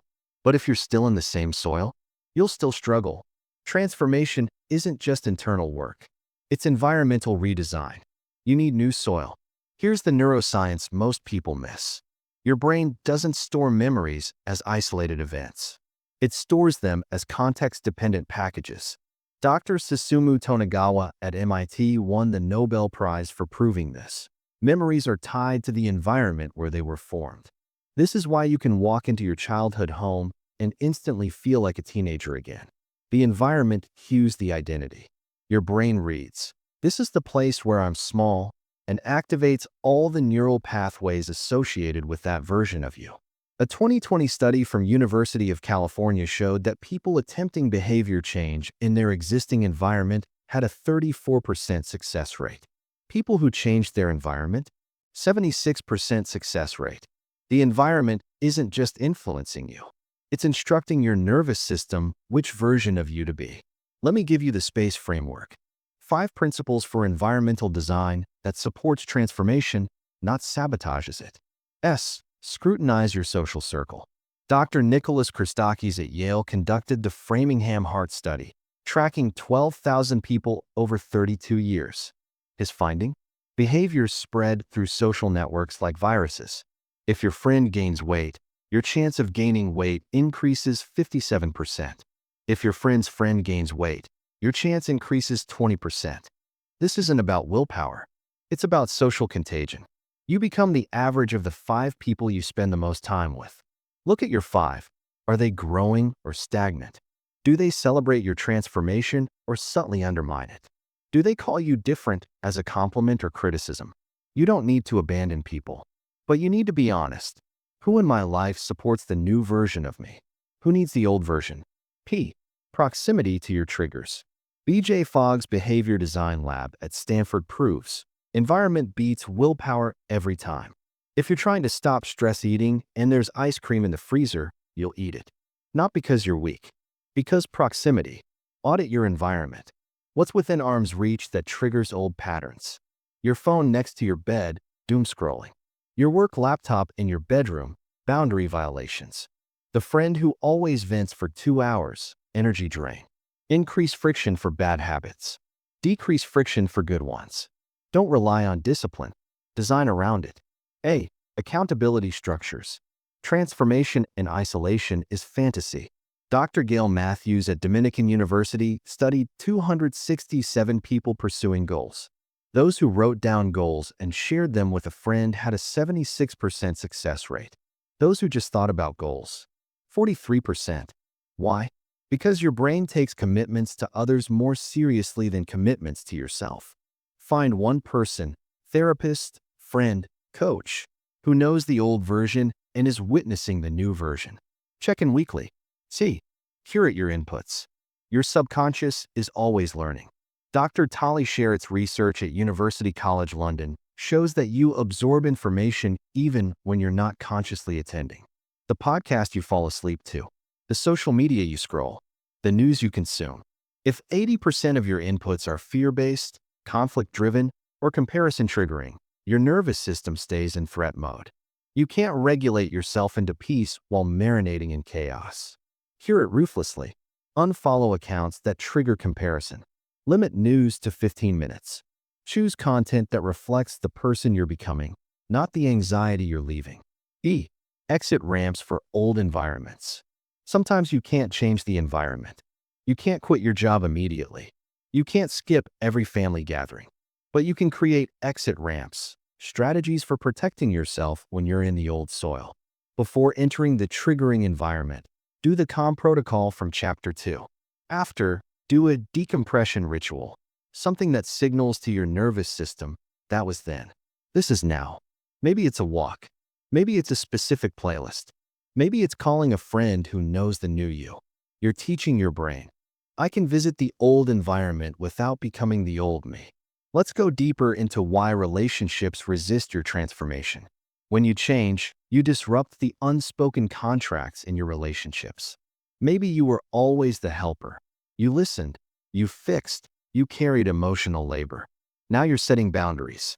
The people who benefited from the old contract, they're uncomfortable. Dr. Harriet Lerner calls this change-back messages. You've changed. You're not fun anymore. You're being selfish. These aren't observations. They're invitations to return to your old role. A 2019 study from Northwestern University tracked 400 people through major life changes. 72% reported that their closest relationships were the biggest source of resistance to transformation. Not strangers, not circumstances, the people who claim to love them. Why? Because your growth forces them to look at their stagnation. Your boundaries highlight their lack of boundaries. Your courage exposes their fear. You're a mirror, and mirrors make people uncomfortable. Here's the hard truth. Some relationships will not survive your transformation. Not because you're abandoning people, because the relationship was built on a version of you that no longer exists. Let's apply space to real-life transformations. Scenario 1. The friend group that wants the old you. You used to be the one who always said yes to last-minute plans, to being the therapist, to putting yourself last. Now you're setting boundaries. Your friend texts, "Drinks tonight." You respond, "Not tonight, I have plans." They reply, "Since when do you have plans? You're so distant lately." Average response, feel guilty. Cancel your plans. Show up to drinks. Resent yourself. Repeat the pattern. Wonder why you can't change. Elite response, space. S. Scrutinize. Is this friend celebrating my growth or guilt-tripping it? Do they ask about my plans or just demand my presence? P. Proximity. Put phone on do not disturb during self-care time. Reduce exposure to the guilt-tripping. A. Accountability. Text your therapist or accountability partner. The old pattern is pulling. Reminding myself, boundaries are not betrayal. C. Cure it. Spend more time with friends who respect your boundaries. Let this friendship naturally receive less energy. E. Exit ramp. I value our friendship, and I'm learning to prioritize differently. I hope you can support that. Result. Either the friend adjusts and the relationship evolves, or the friendship naturally fades. Both outcomes are healthy. Scenario 2. The workplace that rewards the old patterns. Your workplace culture rewards overwork. You used to stay until 8 p.m., answer emails at midnight, never take vacation. Now you're leaving at 6. Your manager says in a meeting, "I guess not everyone is committed to the team vision." Average response, panic. Stay late that night to prove commitment. Slide back into overwork. Burnout. Quit in 2 years. Repeat at next job. Elite response, space. S. Scrutinize. Who at this company has boundaries and still succeeds? Spend more time with them. Model what's possible. P. Proximity. Leave laptop at work. Don't have work email on phone. Increase friction for after-hours work. A. Accountability. Talk to HR if comments cross into harassment. Document boundaries. Have witnesses. C. Cure it. Listen to podcasts about healthy work culture. Follow people on LinkedIn who model boundaries. Feed your brain evidence that this is normal. E. Exit ramp. Prepare to leave if necessary. Update resume. Build savings. Know that you can exit if the environment is toxic. Having an exit plan reduces anxiety about standing firm. Result: you either transform the workplace culture by modeling something different, or you leave for a healthier environment. Both are wins. Here's the truth that separates transformation from self-help tourism. Average people try to change themselves while keeping everything else the same. Elite performers redesign their entire ecosystem to support the new version. Average people say, "I need to be stronger so these people don't affect me." Elite performers say, "I need to be in environments where I don't have to be defensive." Average people white-knuckle their way through toxic environments. Elite performers exit toxic environments and build healthy ones. Dr. James Clear's research on identity-based habits proves your environment creates your default behaviors. You're not lazy in one environment and disciplined in another. The environment is pulling different behaviors from you. A 2021 study from Duke University showed that 43% of daily behaviors are habitual, performed in the same context, often without conscious thought. Change the context, change the behavior. Automatically, you don't need more willpower. You need better design. You are not required to stay in environments that require you to shrink. Read that again. You are not required to stay in environments that require you to shrink. The guilt you feel about outgrowing people, places, or patterns, that's not your conscience. That's your old programming trying to keep you safe by keeping you small. Dr. Clarissa Pinkola Estes writes in Women Who Run with the Wolves, "When a great ship is in harbor and moored, it is safe. There can be no doubt. But that is not what great ships are built for. You weren't built for the harbor. You were built to sail." But here's what happens next. You've redesigned your environment. You've curated your circle. You've created space for the new version of you to breathe. And then the loneliness hits. The old relationships that felt suffocating, they also felt familiar. The new space feels empty. You're between identities, no longer who you were, not yet fully who you're becoming. You're in the void, the in-between, the uncomfortable middle. How do you navigate that space without running back to the familiar just to escape the loneliness? That's where Chapter 8 comes in. The wilderness between versions. How to sit in the discomfort of growth without retreating. How to trust the process when you can't see the outcome yet. How to befriend the emptiness instead of filling it with the old patterns. Because transformation isn't a straight line. It's a death and a rebirth. And right now, you're in the space between. Chapter 8. The wilderness between versions. The loneliest place isn't where you have no one. It's where no one knows who you're becoming. Stanford's Change Lab studied 1,600 people undergoing major life transformations over 3 years. They discovered what they called the Valley of Despair, a predictable phase between weeks 4 to 12 where 71% of people abandon their transformation. Not because it's not working, because it feels like nothing is happening. You've left the old version behind, but the new version hasn't fully emerged. You're in the void, the wilderness, the cocoon, and this is where most people turn back. Let me describe the feeling you might be experiencing right now. You've done everything right. You've learned stop, calm, bridge. You've set boundaries with sacred. You've interrupted rumination with notice. You've excavated your core beliefs with origins. You've redesigned your environment with space. You're not the person you were 8 weeks ago, but you're also not fully the person you're becoming. And in this in-between space, you feel empty, unmoored, lonely. Your old friends don't understand you anymore. Your family keeps waiting for you to go back to normal. Your comfort zone's no longer comfort, but the new zones don't feel comfortable yet either. You're homesick for a home that doesn't exist anymore, and you're searching for a home you haven't built yet. But here's what Stanford's research revealed. The people who made it through the Valley of Despair, they didn't just survive the void. They used it. They understood something crucial. The emptiness isn't a problem. It's a requirement. Think of it like this. A caterpillar doesn't become a butterfly by adding wings to its current form. It dissolves completely into a soup of cells. Scientists call it imaginal discs.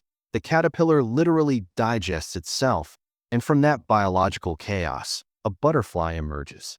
You're not failing. You're dissolving. And dissolution precedes reconstruction. Now here's the neuroscience nobody tells you about transformation. When you change your identity, your brain goes through a process called synaptic pruning. Dr. Sarah Jane Blakemore at University College London discovered that your brain doesn't just add new connections. It actively removes old ones that no longer serve you. But here's the catch. During pruning, there's a temporary decrease in cognitive efficiency. You feel foggy, uncertain, like you've forgotten who you are. Because, neurologically, you have. A 2018 study from University of Pennsylvania tracked brain activity during identity transitions. Participants showed decreased activity in the default mode network, the part of your brain that maintains your sense of continuous self. Translation: during transformation, your brain literally can't answer, "Who am I?" with the same confidence. This isn't failure. This is rewiring. But it feels like falling apart. Let me give you the Emerge framework. 6 principles for navigating the wilderness without turning back. E. Expect the void, don't pathologize it. The moment you understand that the void is a phase, not a failure, you stop panicking. Dr. Carol Dweck's research at Stanford shows that people with a growth mindset can tolerate discomfort 64% longer than those with fixed mindsets. Why? Because they expect it. The void is part of the process. Weeks 6 to 10 are typically the hardest. If you're feeling lost right now, you're exactly where you should be. Mark it on your calendar. This is the valley of despair. I'm on track. M. Micro commitments over grand visions. When you're in the void, your brain can't process big goals. Dr. B.J. Fogg's Tiny Habits research proves, during high uncertainty, reduce the behavior to the smallest possible version. Don't commit to, "I'll meditate 30 minutes daily." Commit to, "I'll take 3 conscious breaths when I wake up." The goal isn't achievement. It's consistency. You're proving to your nervous system, we're still becoming. We haven't quit. E. Embrace the solitude. It's temporary. The loneliness you're feeling? It's not because you're doing something wrong. It's because you're between social contexts. The old community doesn't recognize you. The new community hasn't found you yet. Dr. Robert Waldinger, director of the 75-year Harvard Happiness Study, found that during major transitions, people experience 6 to 8 months of increased loneliness. But those who pushed through, they reported 43% higher quality relationships afterward. Why? Because they attracted people who resonated with their authentic self, not their performing self. R. Resist the urge to fill the space. This is critical. When the void opens up, your first instinct is to fill it. A new relationship, a new project, binge watching, shopping, anything to avoid the emptiness. Don't. Dr. Pema Chodron's work on staying with the shakiness proves the discomfort is information. It's showing you what you've been avoiding by staying busy. The emptiness isn't the problem. It's revealing the problem. A 2020 study from University of Virginia showed that people would rather give themselves electric shocks than sit alone with their thoughts for 15 minutes. But the participants who could tolerate the solitude showed 38% higher emotional regulation scores. You're learning to be with yourself. That's not loneliness. That's intimacy. G. Gather evidence of progress, even micro-progress. Your brain is wired for negativity bias. You'll notice what's not working faster than what is. Dr. Rick Hanson's research on taking in the good shows you need to actively celebrate small wins. Keep a transformation journal. Daily, write one thing that's different from the old version. I noticed the critical thought, but didn't believe it. I set a boundary without explaining. I sat with discomfort for 10 minutes. These micro wins are breadcrumbs. They show you you're not lost. You're on the path. E. Expect nonlinear progress. Transformation isn't a straight line. It's spiral. You'll have days where you feel like the new version and days where you slip back into old patterns. That's not regression. That's integration. Dr. James Perchaska's stages of change model shows that most people cycle through pre-contemplation, contemplation, action, relapse 3 to 7 times before lasting change. Each cycle isn't failure, it's refinement. Let's go deeper into why the void is so uncomfortable. Your identity is built on three pillars: continuity, I'm the same person over time; coherence, my beliefs and actions align; and connection, I belong somewhere. During transformation, all three pillars shake simultaneously. Continuity, you're not who you were.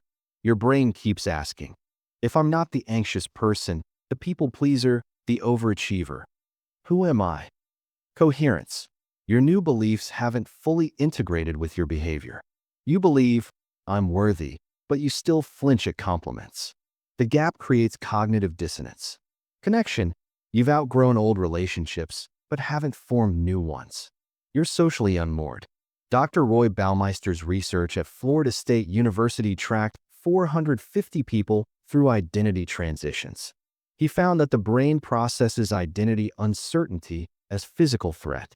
Your amygdala activates. Cortisol spikes. Your body thinks you're in danger. You're not. You're just unfamiliar to yourself. A 2019 study from Max Planck Institute showed that identity transitions activate the same brain regions as grief. You're mourning the old self. Even if that self was struggling, it was known. The unknown is scarier than the painful but familiar.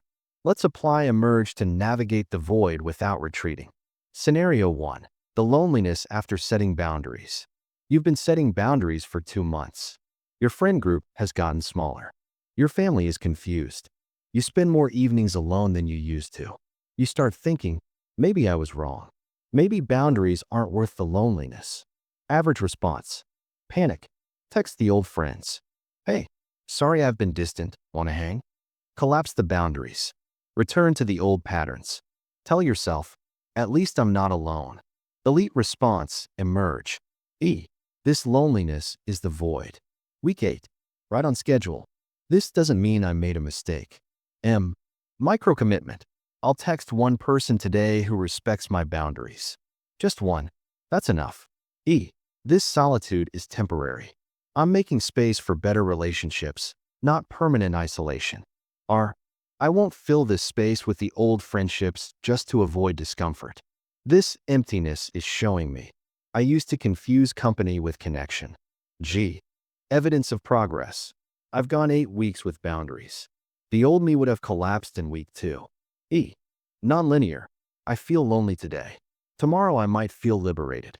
Both are part of the process. Result: you don't retreat. You sit with the loneliness.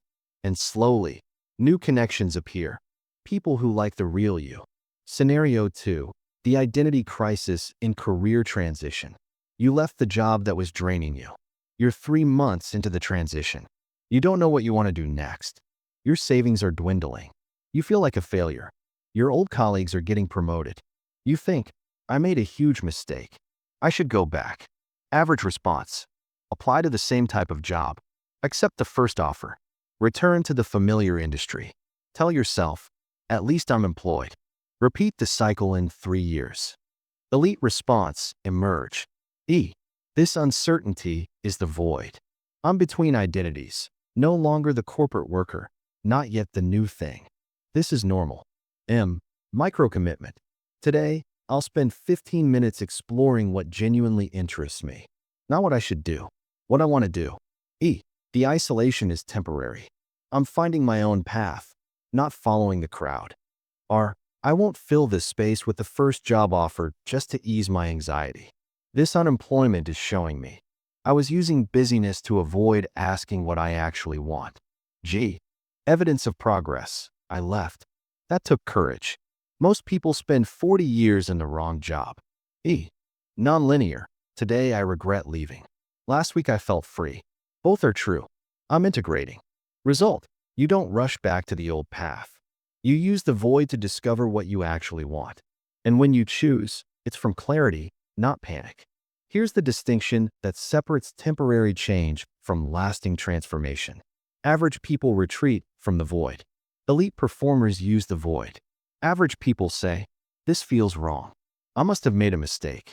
Elite performers say, this feels uncomfortable. I must be growing. Average people fill the space immediately. New relationship, new job, new distraction.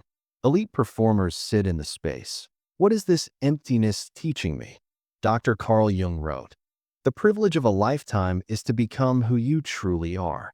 But nobody talks about the terror between knowing who you were and discovering who you are. Stanford's 3-year study found that people who successfully navigated the void had one thing in common. They reframed discomfort as information, not as failure. They asked, "What is this void revealing about what I was avoiding?" Usually, the answer was authentic connection, true purpose, self-acceptance, the things that require you to stop performing and start being. You are not lost. You are becoming. Right now, in this moment, your brain is literally rewiring. Your identity is reorganizing. Your nervous system is recalibrating to a new baseline. It's supposed to feel disorienting. The caterpillar in the cocoon doesn't know it's becoming a butterfly. It just knows everything I was is dissolving. If it could think, it would panic. I'm dying, but it's not dying. It's transforming. You are in the cocoon. The old form has dissolved. The new form is assembling. You can't see it yet, but it's happening. Every day you don't retreat, you're one day closer to emergence. But here's what happens when you emerge from the void. When the new identity starts to solidify, when you've spent weeks, maybe months, becoming this new version, you look back at the old patterns, the people-pleasing, the reactivity, the self-abandonment, and you think, how did I live that way for so long? And then the test comes. The old trigger. The situation that would have destroyed you 6 months ago. Your mother's comment. Your ex's text. The work crisis. The social rejection. And you realize you're not reacting. You're responding. The tools aren't tools anymore. They're you. That's where chapter 9 comes in. Integration. When the practices become your personality. When regulation becomes automatic. When you don't do emotional mastery, you are emotionally masterful. Because transformation isn't about perfection. It's about permanence. And you're almost there. Chapter 9. When the practice becomes your personality. The moment you stop trying to be calm is the moment you become calm. University College London's habit formation study tracked 96 people over 12 weeks, measuring how long it takes for new behaviors to become automatic. The average? 66 days. But here's what they discovered. Automaticity isn't about repetition, it's about context integration. You don't just do the behavior. You become the person for whom the behavior is natural. You stop practicing emotional regulation. You are emotionally regulated. And in the next 12 minutes, you'll learn how to recognize that shift and lock it in permanently. Let me describe the moment when you'll know it's working. You're in a situation that would have destroyed you 6 months ago. Your boss criticizes you publicly. Your ex sends that text. Your mother makes that comment. The trigger lands. And then, nothing happens. Not because you're suppressing. Not because you're white-knuckling your way through it. But because your nervous system doesn't react. The amygdala registers it, checks it against your updated threat database, and files it under. Not a real threat. You don't reach for the stop method. You don't consciously employ calm. You just respond. Calmly. Clearly. Without the internal chaos. You watch yourself handle it and think, who am I? Dr. Wendy Wood at USC calls this habit discontinuity, the moment when the new behavior feels more natural than the old one. You're not performing calm. You're experiencing it as your baseline. Think of it like learning to drive. Remember your first time behind the wheel? Every action was conscious. Check mirror. Signal. Check blind spot. Turn wheel. Brake. Your prefrontal cortex was working overtime. Now, you drive while having a conversation, drinking coffee, thinking about dinner. Driving is automatic. Your basal ganglia, the habit center, has taken over. That's where you're headed with emotional regulation. It becomes unconscious competence. Here's the neuroscience of how practices become personality. When you repeat a behavior with emotional significance, your brain automates it. But there's a catch. Chunking only happens with emotional significance. If you're just going through the motions, the brain doesn't encode it deeply. You need to feel the practice working. You need the aha moments, the relief, the success. A 2021 study from Johns Hopkins tracked 340 people learning mindfulness. Those who practiced mechanically showed minimal brain changes. Those who practiced with awareness, noticing when it worked, celebrating micro wins, showed 47% faster automaticity. Integration requires presence, not just repetition. Let me give you the master framework. 6 signs that the transformation has integrated and how to maintain it. M. Moments of surprise at your own response. You'll catch yourself responding in ways that would have been impossible before. A colleague snaps at you. Old you would spiral for hours. New you thinks they're having a bad day and moves on. The surprise is proof. You're not trying. You're being. A. Automatic gap recognition. Remember Chapter 1, the 500 millisecond gap? At first, you had to consciously notice it. Now, your nervous system auto-detects it. The trigger lands, the gap opens, and you're already in observer mode before your conscious mind catches up. Dr. Richard Davidson at University of Wisconsin found that experienced meditators show this pattern. Threat stimuli activate the amygdala for 0.3 seconds, then immediate prefrontal cortex override. Beginners? 4 to 6 seconds. You've rewired the timing. S. Stress doesn't stick. You still experience stress, but it doesn't accumulate. You have a difficult conversation, feel the cortisol spike, and then, within an hour, you're back to baseline. Your vagal tone is strong. Your nervous system resilience is high. A 2020 Harvard study tracked heart rate variability in 280 people. Those with integrated practices showed 58% faster return to baseline after stressors. The stress happened. It just didn't linger. T. Triggers lose their power. That Instagram post that would have sent you into comparison hell, you scroll past it. That comment from your parent that used to ruin your week? You hear it. Recognize the old pattern and don't take the bait. You're not immune to triggers. You're sovereign over your response. E. Empathy without absorption. You can hold space for someone's pain without taking it on. You can listen to a friend vent without needing to fix, rescue, or absorb their anxiety. You've learned the difference between compassion and codependence. Dr. Tanya Singer's research at Max Planck Institute shows that trained empathy activates different brain regions than emotional contagion. You feel with people, not for them. You stay regulated while being present. R. Return is faster. You'll still have bad days. You'll still slip into old patterns occasionally. But the difference? You notice within minutes, not months. And you course correct immediately. Dr. Kelly McGonigal's research on the what the hell effect proves people who've integrated new identities can recover from a slip in hours. People still in the transformation struggle for weeks. You're no longer fragile. You're resilient. Let's go deeper into what maintenance looks like at mastery level. Most people think, I'll do this for 8 weeks, then I'm done. But emotional mastery isn't a destination. It's a practice that becomes a lifestyle. Dr. James Clear's research on identity-based habits shows the goal isn't to achieve a certain state. It's to become a certain type of person. You don't want to be calm for a while. You want to become a calm person. The shift from doing to being happens when you stop relying on external circumstances to maintain the practice. You don't meditate only when stressed. You breathe consciously because that's who you are now. A 2019 Stanford study found that people who framed their practice as "this is who I am" maintained it 83% longer than those who framed it as "this is what I do." Maintenance strategies. 1. Micro-practice, not macro events. You don't need 30-minute meditation sessions to maintain.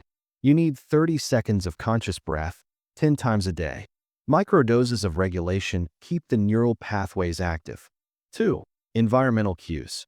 Your environment should remind you. A sticky note on your mirror. Breathe. A recurring phone alarm. Gap check. How am I feeling? You're not relying on willpower. You're designing reminders. 3. Community of practice. You need at least one person who's on the same path. Dr. John Cacioppo's loneliness research shows having one person who gets it reduces relapse by 67%. Find your person.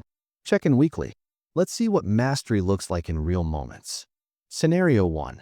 The test you didn't know was coming. You're at a family gathering. Your uncle, the one who always has something to say, makes a comment about your career choice. Still doing that? When are you getting a real job? 6 months ago, this would have wrecked you. Internal spiral. Defensive response. Days of rumination. Mastery response. Your body registers the comment. There's a microtension in your chest. The gap opens automatically. You take one breath, not consciously planned, just automatic. Your nervous system files it.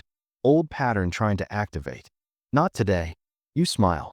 I'm really happy with my path. You take a sip of your drink. You change the subject. Internally, you're calm. You don't replay the conversation later. You don't text your therapist. You don't need to process. Because there's nothing to process. The trigger landed on regulated soil. It didn't take root. Scenario 2. The stress that used to break you. Your work project is behind schedule. Your boss is asking for updates. You have 3 deadlines converging. The old you would panic, work 16-hour days, lose sleep, snap at loved ones. Mastery response. You feel the stress. Your heart rate increases. You notice, okay, stress is here. You don't fight it. You don't catastrophize. You take 3 conscious breaths, automatic now. You feel your feet on the ground. Your nervous system regulates. You open your calendar. You prioritize ruthlessly. You delegate what you can. You send your boss a realistic timeline. You leave work at 6 p.m. You sleep. You wake up and handle it. Not because you've eliminated stress, because stress doesn't eliminate you anymore. Here's the final distinction between those who transform temporarily and those who transform permanently. Average people rely on conditions to stay regulated. Elite performers regulate regardless of conditions. Average people say, I'm calm when life is calm. Elite performers say, I'm calm because I've trained my nervous system to be calm. Average people need everything to go right to stay centered. Elite performers stay centered when everything goes wrong. Dr. Stephen Hayes' research on psychological flexibility, the core of ACT therapy, shows that mental health isn't the absence of difficult thoughts and feelings. It's the ability to have those thoughts and feelings without being controlled by them. You don't graduate from being human. You graduate from being hijacked by your humanity. A 2022 meta-analysis from Oxford reviewed 89 studies on sustained behavior change. The people who maintained transformation for 5+ years had one thing in common. They stopped measuring success by how I feel and started measuring by how I respond. Feelings are weather. Responses are character. You've changed your character. You are no longer the person who started chapter 1. That person took things personally, replayed conversations, avoided conflict, said yes when they meant no, believed the inner critic, lived in environments that required them to shrink. That person is gone, not because you destroyed them, because you evolved them. Every chapter, every framework, every practice, every moment of choosing differently was building the neural architecture of a new identity. Stop, calm, bridge, sacred, notice, origins, space, emerge, master. These aren't tools anymore. They're you. Dr. Joe Dispenza writes, you're not trying to change your life. You're trying to change yourself. And when you change yourself, your life changes. You change yourself. Watch your life change. But here's the final question. Now that you've mastered not taking things personally, now that you've integrated these practices, now that you're emotionally sovereign, what do you do with this power? Because emotional mastery isn't the end goal. It's the foundation. The question isn't, how do I stay calm anymore? The question is, now that I'm calm, what will I build? What relationships will you cultivate when you're not constantly defending? What risks will you take when rejection doesn't shatter you? What version of your life becomes possible when you're no longer controlled by other people's opinions? That's where chapter 10 comes in. The life after mastery. Not the mechanics of regulation, but the purpose of it. What you came here to do, once you're no longer exhausted by emotional reactivity.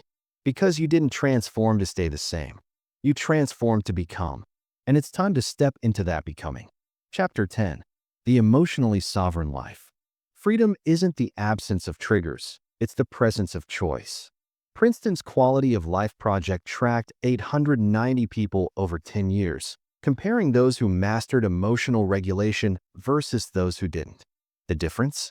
Those with emotional sovereignty earned 32% more, reported 61% higher relationship satisfaction, and experienced 54% fewer stress-related health issues. But the most striking finding, when asked, are you living the life you want? 78% of the emotionally sovereign said yes. Only 23% of the reactive group could say the same. Mastery isn't about feeling better. It's about living differently. Let me paint you a picture of what becomes possible. It's a Tuesday morning. You wake up without the dread. Your phone has 47 notifications. You don't check them. You have breakfast first. Because you've learned, other people's urgency is not your emergency. Your partner makes a comment that used to trigger defensiveness. You hear it. The 500-millisecond gap opens. You choose curiosity over certainty. Tell me more about that. The conversation that would have been a fight becomes a connection. At work, your boss criticizes your presentation. 6 months ago, this would have been a crisis. Today, you respond clearly. You set the boundary, and then you move on. You don't ruminate. You handled it. It's done. This isn't fantasy. This is what emotional sovereignty looks like. Not perfection, but agency. So what do you do with this power? Now that you're no longer exhausted by reactivity, what becomes possible? Relationships deepen. When you stop taking things personally, you can finally hear what people are actually saying. Dr. Sue Johnson's research shows that couples with emotional regulation have 73% higher relationship longevity.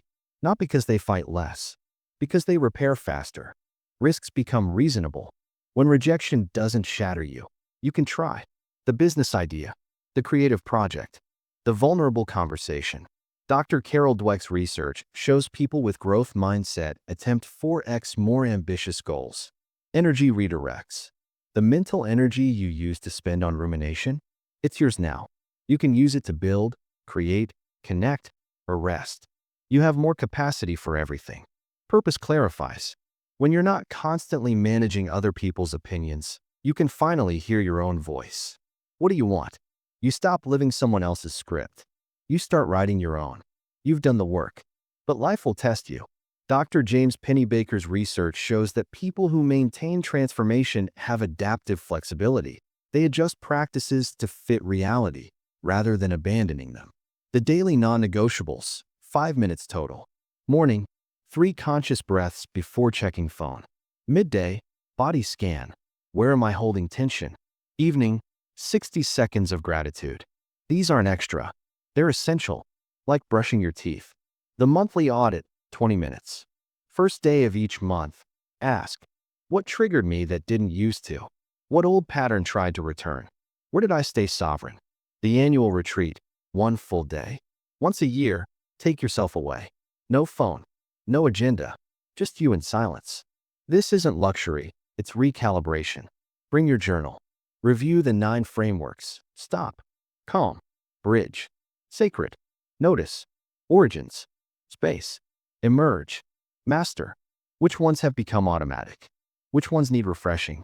Dr. Angela Duckworth's research on sustained excellence shows that high performers across all fields share one habit: regular strategic reflection. Not daily hustling. Annual zooming out. Ask yourself, who am I becoming? Not who I should be. Who I'm actually becoming. Is this person someone I respect? What sovereignty looks like at different stages. Year 1. You're still catching yourself. The old patterns try to return. Your mother makes that comment. You feel the spike, but now you pause. You use stop. You regulate with calm. You respond with bridge. It's conscious. It's effortful. But you're doing it. The win isn't perfection. The win is noticing faster.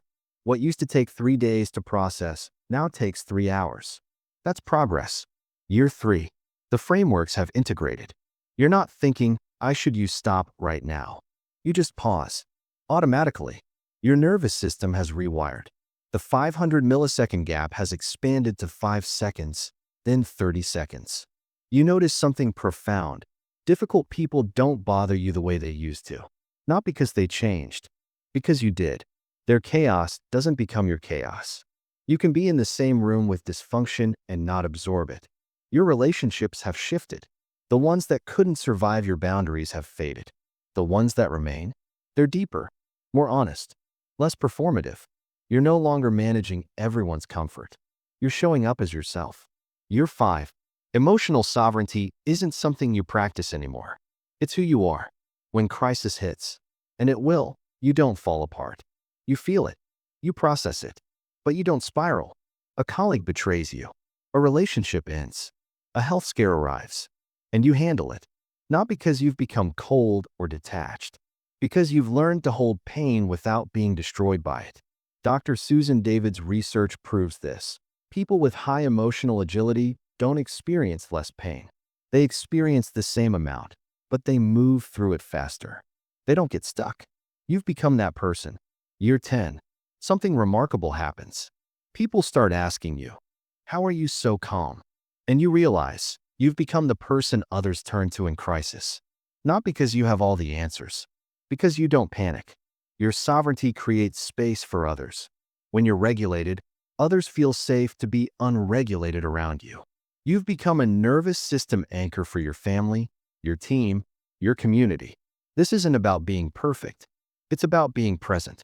And presence, you've learned, is the greatest gift you can give. The ripple effect of your transformation.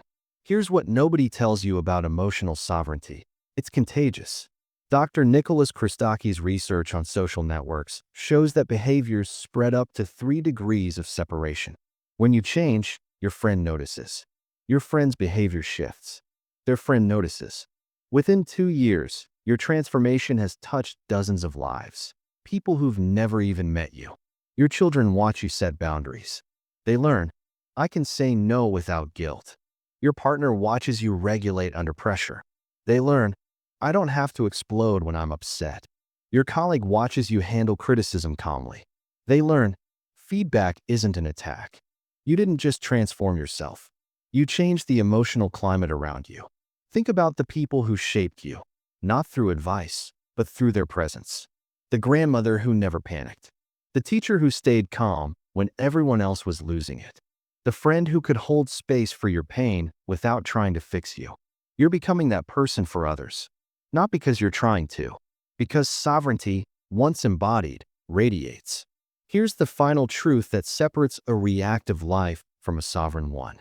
Average people wait for life to calm down before they can be calm. Sovereign people are calm regardless of what life does. Average people say, I'll be happy when. Sovereign people say, I'm choosing presence now. Dr. Viktor Frankl, who survived Auschwitz, wrote, between stimulus and response there is a space. In that space is our power to choose our response. In our response lies our growth and our freedom. You've claimed that space. The 500 millisecond gap from chapter 1. You've expanded it. You've made it your home. Look how far you've come. 9 chapters ago, you took things personally. Every comment was a verdict. Every silence was rejection. Every mistake was evidence of unworthiness. Now, you're free. Free to be misunderstood without defending. Free to disappoint people without collapsing. Free to be imperfect without being inadequate. Free to grow without permission. Free to choose yourself without guilt. This is the power of not taking things personally. Not just inner peace. Outer freedom. The freedom to build the life you actually want. Dr. Brené Brown says, you either walk inside your story and own it, or you stand outside your story and hustle for your worthiness. You've stopped hustling. You've started owning. So here's my final question for you. Now that you know you can handle criticism, what will you create? Now that you know rejection won't kill you, what will you risk? Now that you're no longer controlled by others' opinions, whose approval are you still waiting for? You don't need it. You're ready now. The relationship you've been afraid to pursue. The career change you've been postponing. The boundary you've been avoiding. The dream you've been dismissing as unrealistic. What if the only thing that was unrealistic was thinking you needed to wait until you were braver, smarter, more worthy? You're not the person who started this book. That person needed these tools. You are these tools. They're integrated. They're you. There's a quote from Marianne Williamson. Our deepest fear is not that we are inadequate. Our deepest fear is that we are powerful beyond measure. I used to think, not me. I'm afraid of inadequacy. But now I understand. The fear isn't inadequacy. It's what happens when you realize you're not inadequate. When the excuse disappears. When you can't blame your reactivity, your triggers, your sensitivity. When you become emotionally sovereign, you lose your excuses. And then you have to ask, what am I capable of? Pause on that question. Don't rush past it. Because it's terrifying and liberating in equal measure. For years, maybe decades, your reactivity was a shield. I can't do that because I'm too sensitive. I can't risk that because rejection destroys me. Now those shields are gone, and you're standing there, fully exposed to your own potential. The answer is more than you think, more than you've allowed yourself, more than you've dared to try. You're not trying to not take things personally anymore. You simply don't. It's integrated. It's automatic. It's done. So what now? This is the question most people never get to ask. They spend their whole lives managing reactivity, defending against criticism, protecting themselves from judgment. They never reach the other side, the place where the question shifts from how do I survive to how do I thrive. You're here now, on the other side, and the air is different here. Now you live, fully, freely, sovereign. The 500 millisecond gap is yours. The space between trigger and response, between stimulus and choice, between who you were and who you're becoming. That space is your freedom. And freedom, it turns out, was always the point. Welcome to the emotionally sovereign life. You've arrived, but arrival isn't the end, it's the launch pad. You didn't do this work to sit in peace. You did it to build from peace. The difference? Everything. When you build from chaos, you create more chaos. When you build from sovereignty, you create legacy. Now go build it. Build the career that excites you, not the one that impresses others. Build the relationships that nourish you, not the ones that need you to stay small. Build the boundaries that protect your peace, even when others call you selfish. Build the life that's true to who you actually are, not who you thought you had to be. And when people question your choices, and they will, you won't need to explain. You won't need to justify. You won't need to convince them that your path is valid, because their understanding was never a requirement for your freedom. You've spent enough years seeking approval. Now you're simply living. And living, it turns out, requires no permission. Because here's what you now know that most people never learn. Your worth isn't up for debate. It never was. The only person who needed convincing was you. And you're done being convinced otherwise. Every morning you wake up, you're choosing this sovereign life. Not once, but in every moment, every breath, every response instead of reaction, every boundary instead of collapse, every presence instead of performance. This is your legacy, not what you achieve, but who you become.